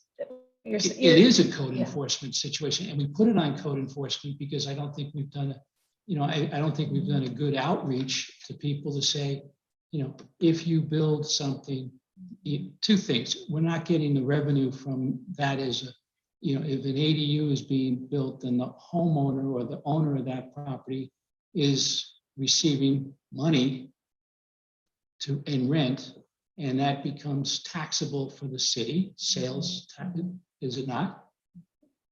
And so we're missing that. We're missing keeping track of what we have. And I mean, to me, the investment to do this, whether it be one time or do it every 10 years, like the census or something like that, we've got to start doing programs. I mean, you've got all these things down here as action items, but it lacks definition. It lacks financial impact.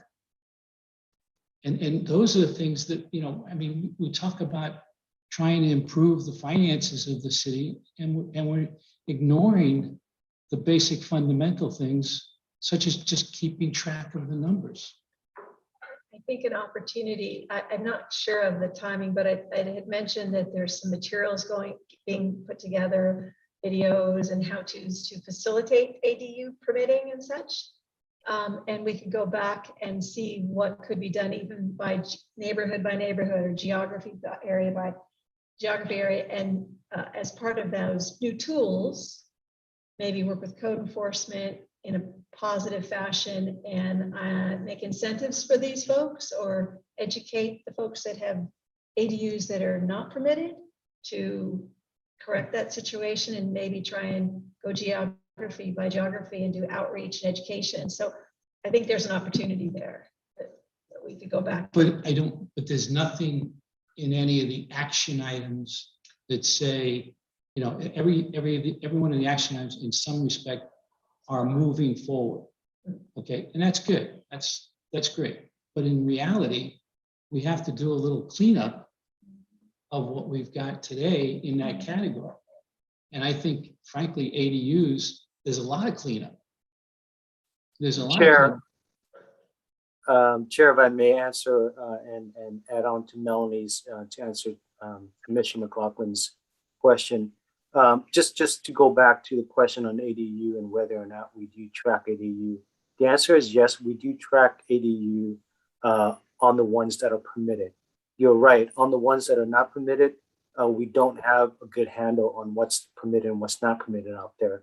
Our code enforcement responds to housing concerns through our complaint process, whereby we investigate concerns about a situation where they may be non-permitted construction. But in terms of the ADU where it is constructed, we do track them, and those are the numbers that you see before you.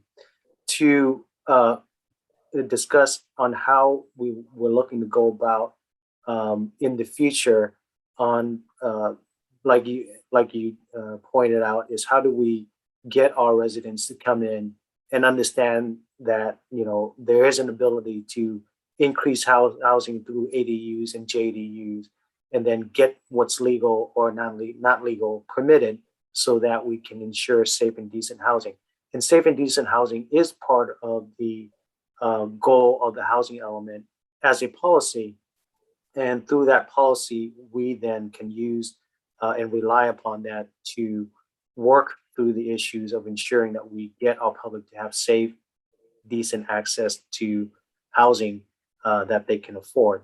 In terms of what we're doing towards promoting affordable ADUs, we are in the process of working, and we actually went out to bid for a consultant architect to help us come up with plans, pre-drawn plans that can help residents to either look towards and be able to use to either legalize what they have or to build something new.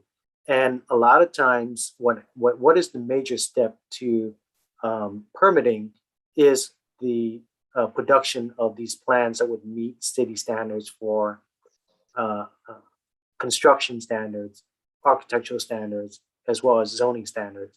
So these template plans are plans that has been pre-reviewed, pre-approved, and our residents would have access to that free of charge, except for any update that they need to do specifically to their properties.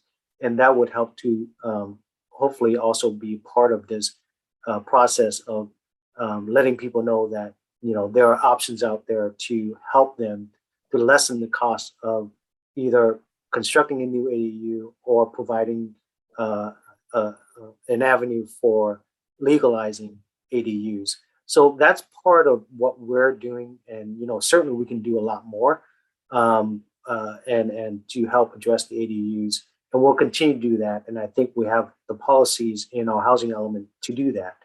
You know, to address on ensuring that we have a regulatory environment to encourage creation of affordable housing, and also have a regulatory environment that ensures that we provide and review our housing stock to provide decent and safe housing for our residents.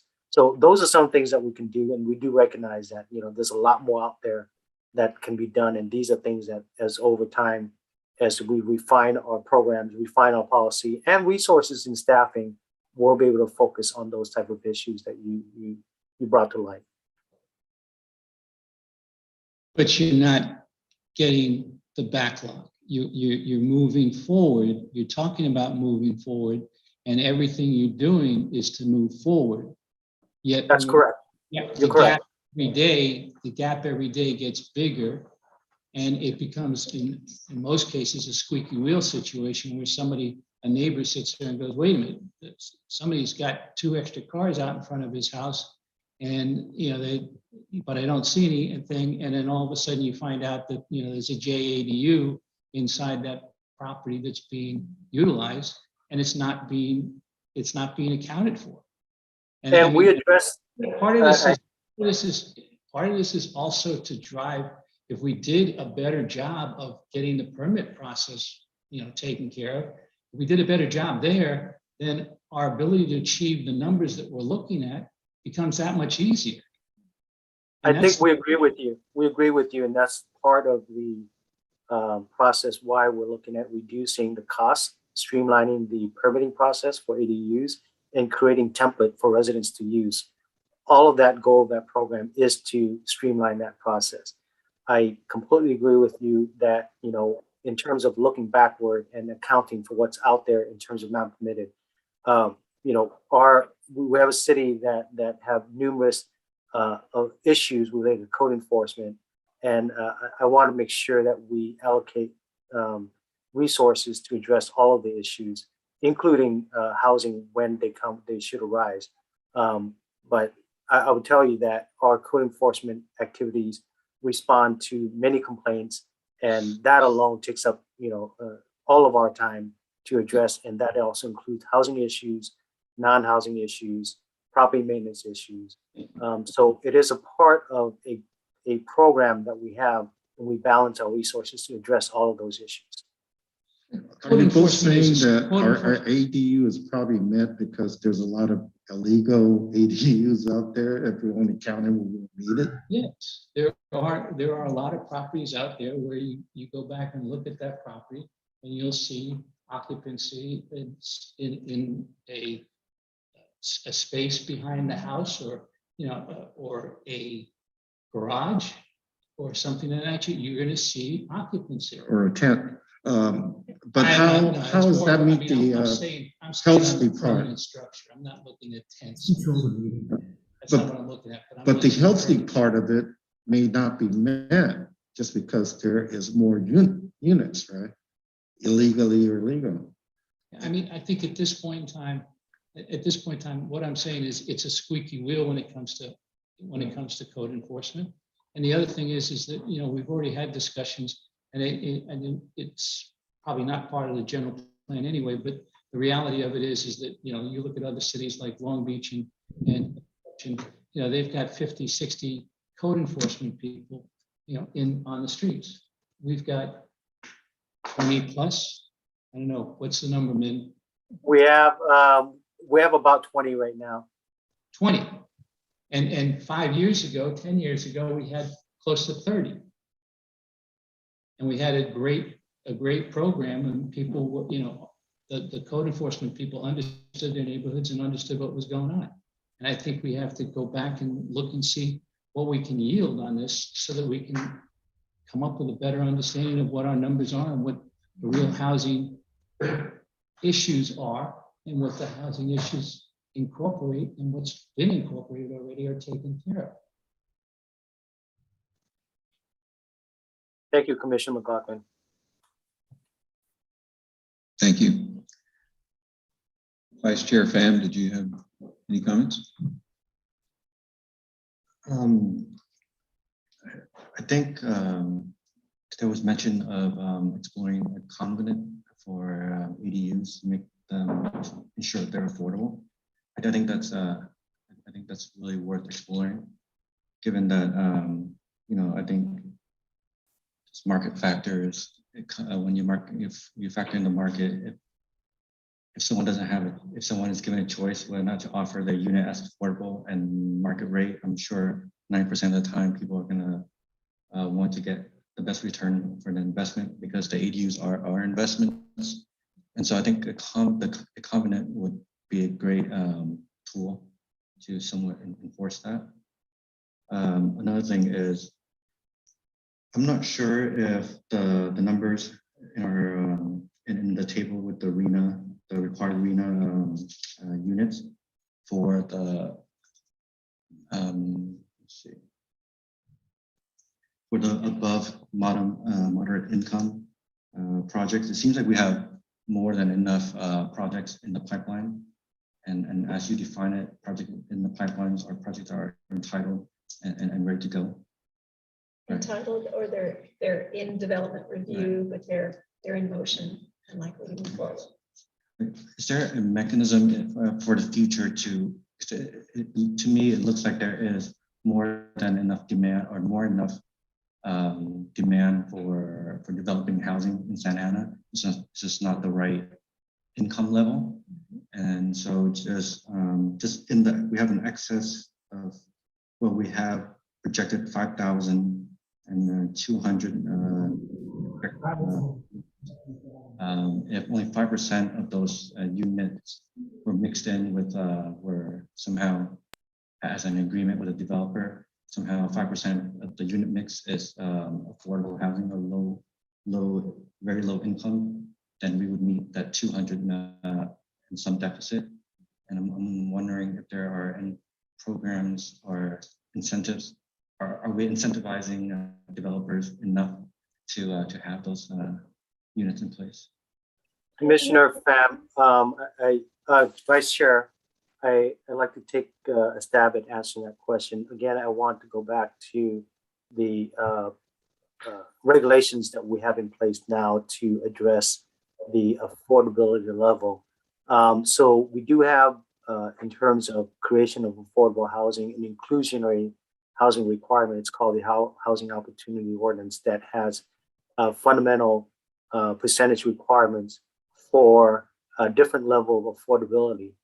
The current ordinance requires that, with new housing production for rent, that those projects provided minimum of 15% of low income. As the income level goes down lower, then the percentage decreases to incentivize the production of the various income levels, as well as for sale product, which is at 10% at moderate. In terms of how do we also incentivize the production of those, is there is a density bonus housing ordinance that allows for increase in density when housing production is proposed and a part of the construction of a development. So both of those tools are what we use locally to incentivize production of affordable housing, with the goal of creating at the various income levels. In addition to that, our housing division, under the leadership of Judson, also administer our local housing program and administer our federal and state funding to also provide for those housing. But in terms of regulatory requirements, those two ordinances allow for both the requirements of affordable housing as well as the density bonus. In addition to that, as part of the density bonus and housing affordable incentives, there are incentives to allow for reduction in code requirements in order for those housing to be produced on site as well. So through those various programs, that is how we can provide a regulatory framework that is both inviting, but also requires the production of these housing units as we move forward. So the number of units that you see here, obviously, the cost of producing affordable housing is such a greater burden that the government has to step in and provide some types of regulatory relief or some type of funding to help promote that. And we currently have both elements in place of providing a regulatory requirement, but also programs to incentivize the production as well. But it's clear that market rate housing is the one that is being produced, as it is the most profitable for developer. And to provide affordable housing, we also work with affordable housing developer and partner with those developers to produce housing that you see, such as what's cited by Commissioner Wu, the Placenta Cinco and other affordable housing project that we have complete in recent years. So I hope that answers your questions. And as we continue to move forward, regulations will be refined to ensure that both those environments exist for incentive and a regulatory requirement.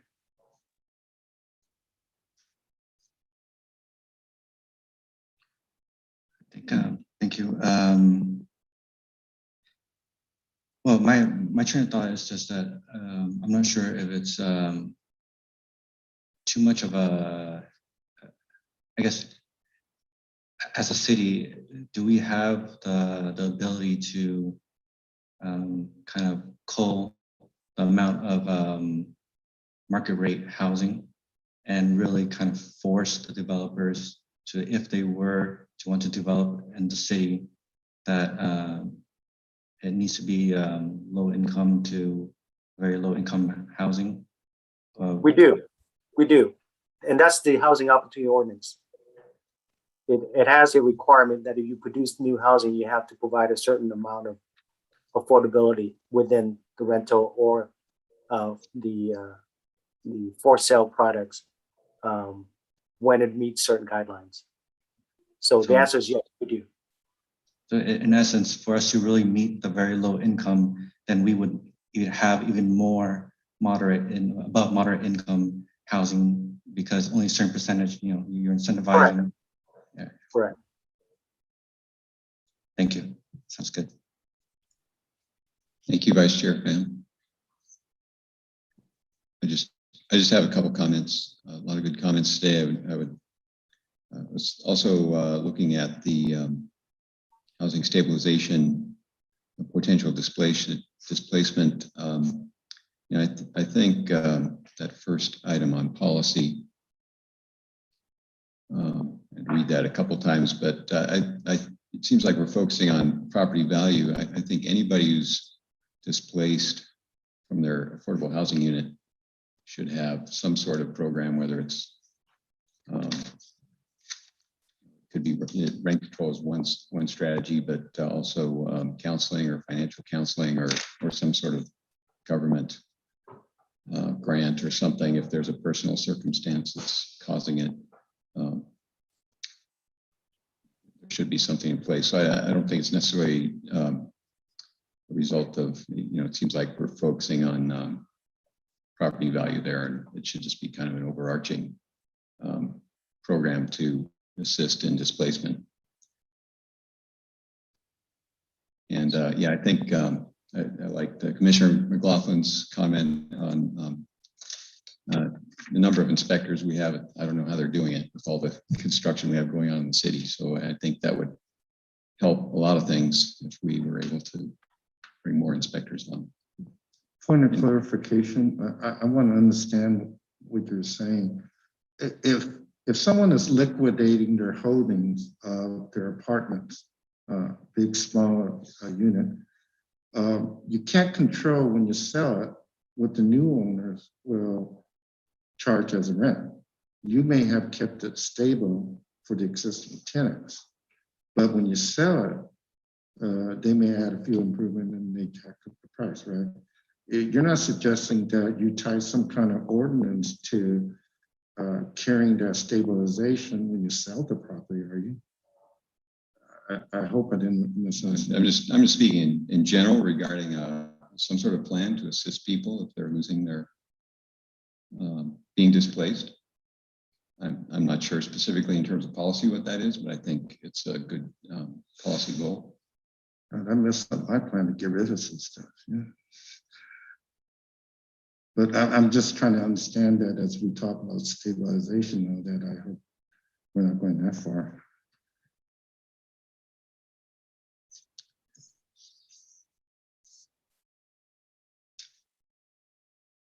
To the chair's point, I do want to share that, again, I don't want to sound like a broken record, but our current housing opportunity ordinance has a requirement that if you are going to displace housing, affordable housing specifically, when the development occurs, that those residents will have to be accommodated and they cannot be displaced. So when you see new development that are on non-residential property, commercial properties, there is no displacement there, and they're creating opportunity for new housing. So to answer your question, we do have anti-displacement policy in the production of housing when there is affordable housing involved, and that is going to be displaced. Thank you. Chair, can I make one last comment? Certainly. Thank you. Just on that comment, based off what Min just said, I'm wondering if we can also, if staff can also consider an anti-displacement policy. So I know that something currently exists when people in existing like official affordable housing are going to be displaced. But we know that in the city, we also have naturally occurring affordable housing. So some housing where tenants have lived there for 20 plus years and are paying rents that are way below market. So I'd be interested in seeing if the city can explore creating a anti-displacement policy that would help those residents that are living in naturally existing affordable housing. And I also know that the housing opportunity ordinance has been mentioned a couple times. And I know that Min also mentioned it in responding to some of my questions. So I know that the ordinance helps build affordable housing. It requires 15% when it's triggered, but it still has triggers. So I want to point that out, that it's not requiring affordable housing in all instances. And our fee right now is low. So developers often choose to pay that fee instead of building new housing on site. So while it's a policy that is better than what many cities have or don't have, it can be strengthened. And I would also like to encourage staff to think of ways beyond that policy that isn't always as strong, to think about new ways to bring new affordable housing so that we're not just relying on whether market rate developers will pay a fee or not, and whether they'll choose to build on site or not. Thank you. Okay, Madam Secretary, do we have any? Chair, I think Commissioner McLaughlin is raising his hand. Oh, I'm sorry. There's another area I wanted to talk about, and that is what was called the parking permit, strategy. And I guess one of the things that is kind of conflicting here again is that we take ADUs. And if I have an ADU and it's within the transportation zone, how many parking spaces do I have to provide that ADU? Zero, none. But yet we want to now take and say, let's do a permit program for the renter who is in a zero-none condition that we've, as a city and state, it's a state law. And now we want to say, we're going to give you X number of permits. And I understand the equity side of that, but we have a policy today that's state-driven that says no parking place for that ADU. Yet we want to sit there and, as a city, say, okay, but we're gonna give you parking permits. And how does that work? Because the permits are worked around, areas and specific areas. Are we just gonna have a general, permit that says everybody has the same permit and you can park any place in the city anytime you want, as long as you have a permit?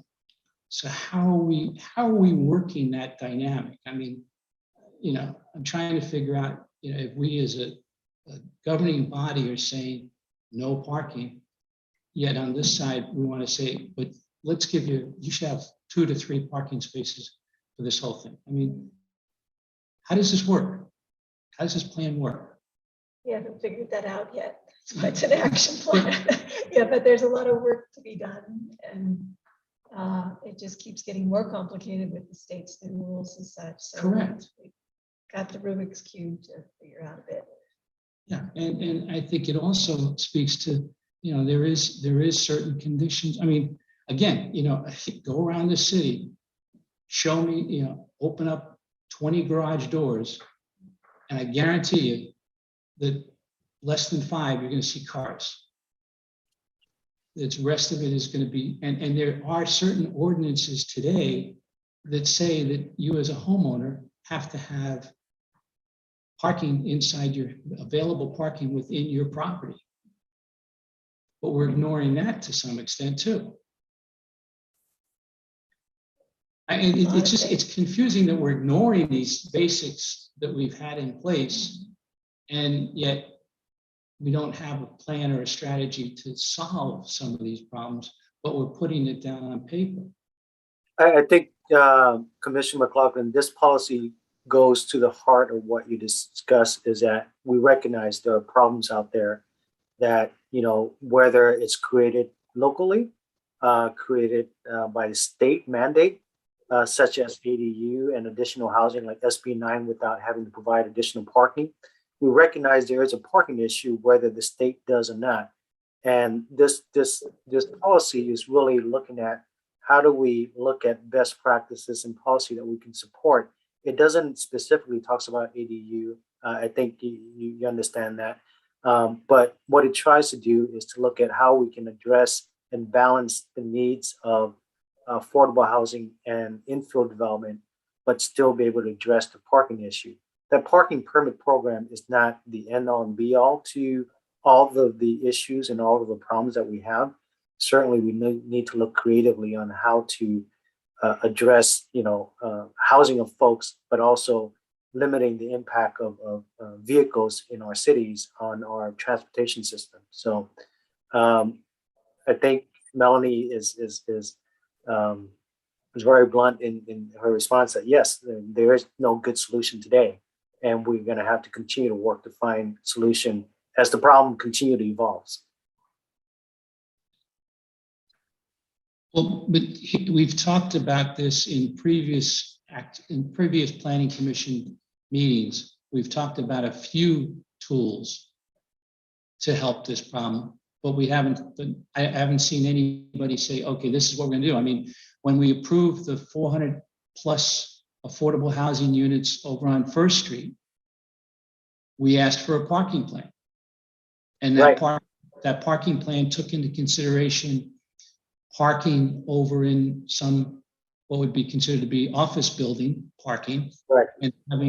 And having, shall we say, a 24-hour valet service that went around to pick up people and drop off people and do everything like that. That was one. Haven't seen us expand that one. There's the other one that was park once and basically have other means of transportation, be it a jitney or a little bus or something like that, taking people from that parking lot that was located someplace in the city, let's say, and drop them off at their residence.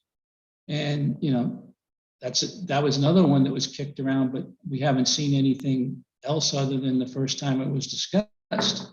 I'm just, if we're talking about parking, I think we have to start to talk about viable solutions that we have within the means of what we have today, not what we don't have today. You're right. And those are all viable solutions that apply on a project by project basis. And we do apply them to projects and ensuring that we meet those parking challenges. If you look at the heart of this policy, it actually support what you just said, is to support innovative and creative strategy. The policy cannot be so detailed that it limits it to certain policies and implementation. That's what we do on a daily basis with development projects, with our regulations, with our code. This policy is providing an overarching that says we need to support innovative and creative strategies. And that includes all of what you discussed. So you're absolutely correct. Those are the implementation. And those are the things that we do on a project by project basis through our zoning code, through our parking standards, and through our enforcement as well. So I think, we recognize your concern about really the implementation and the follow-up.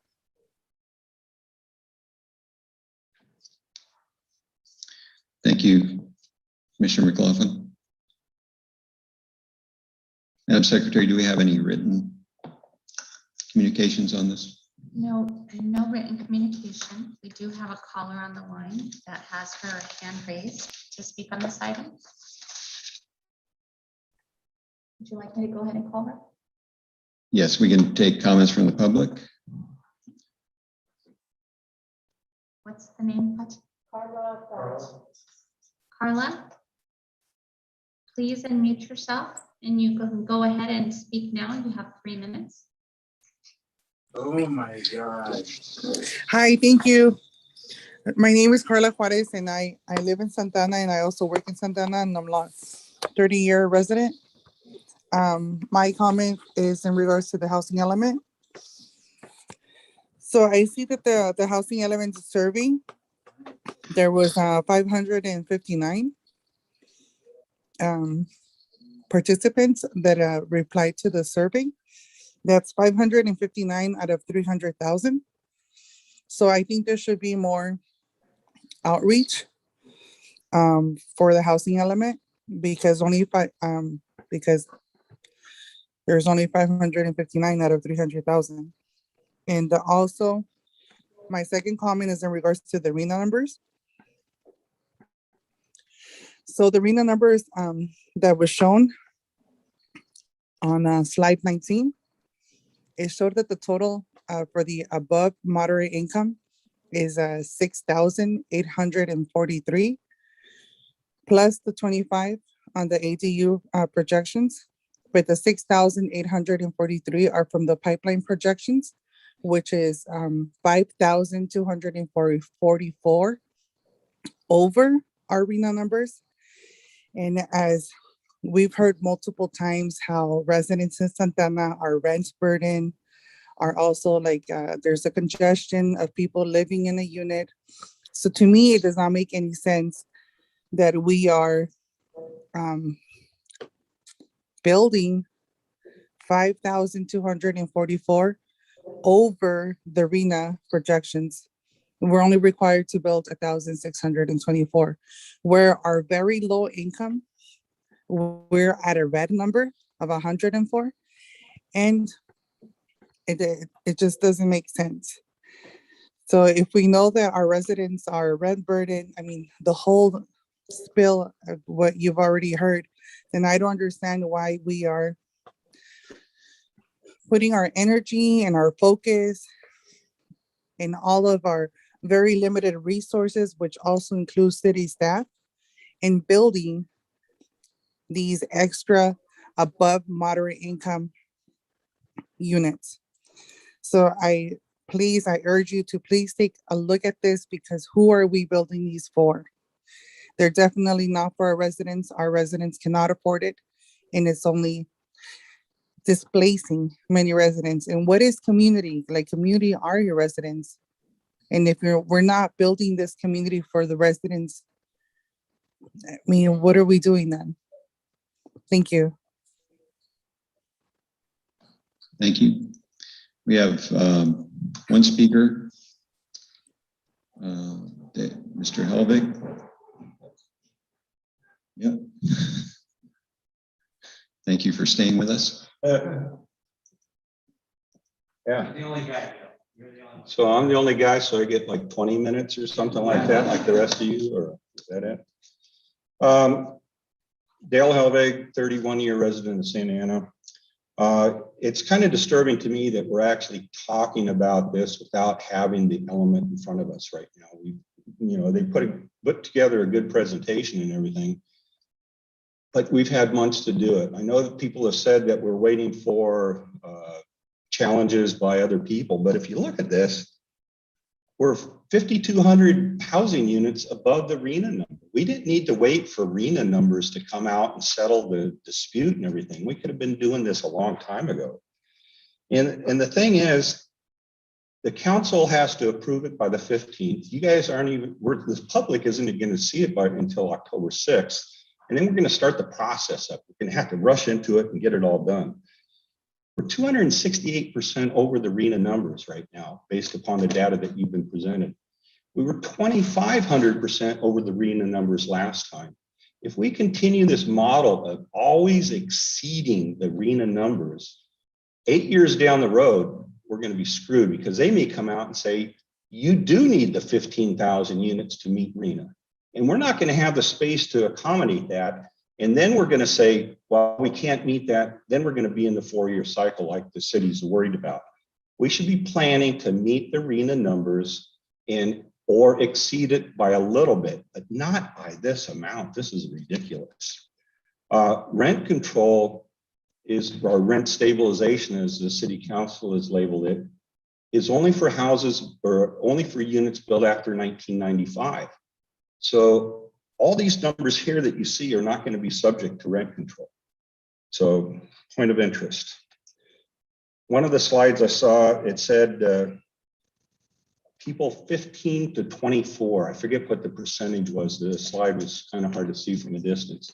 15 to 24%, 15 to 24-year-olds owned or rented houses.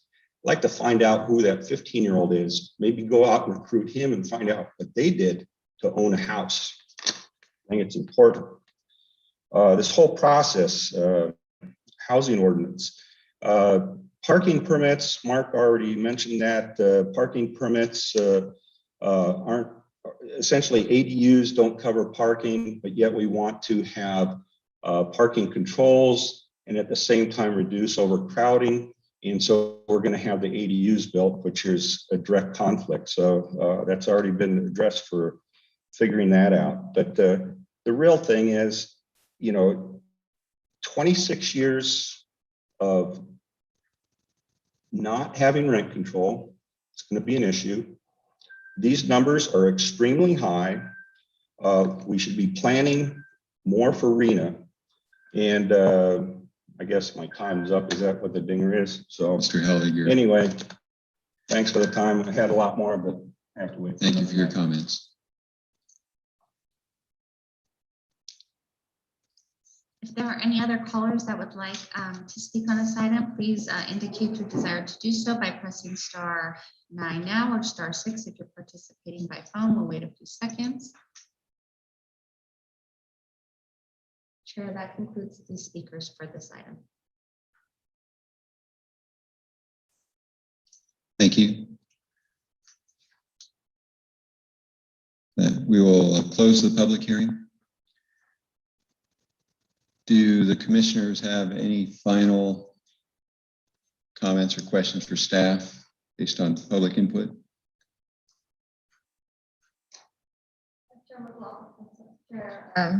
Can I please ask a question of staff?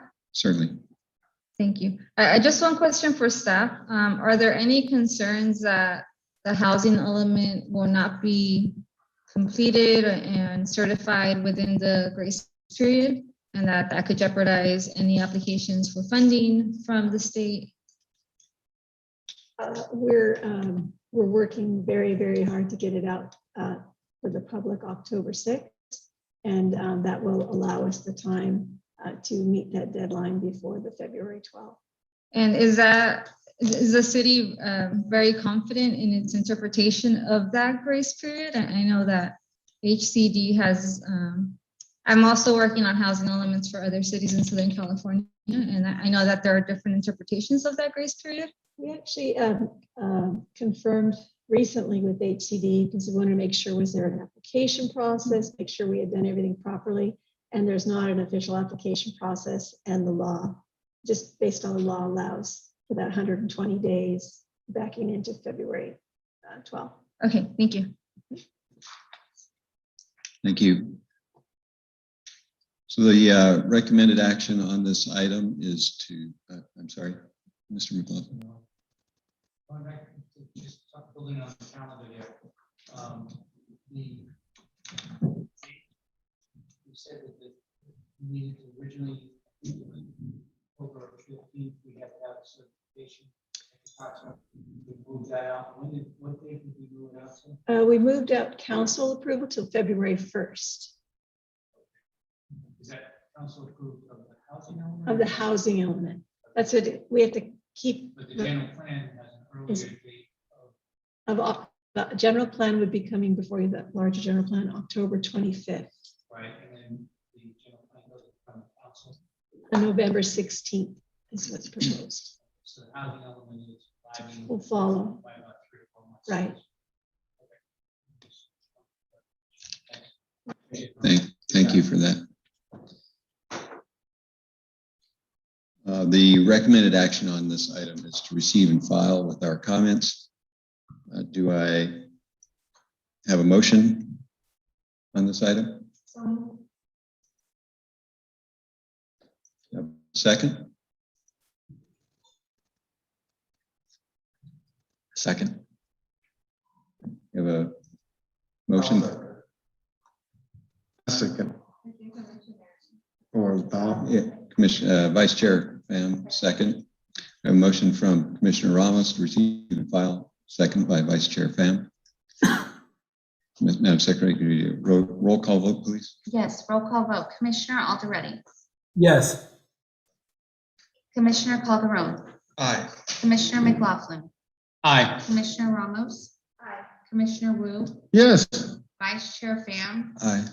Chair Morrissey. Aye. Motion passes by unanimous consent.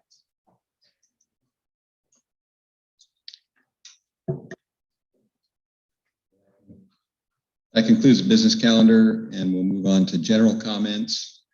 Are there any general comments from commissioners? We'll start with Commissioner Aldretti. I have no comments.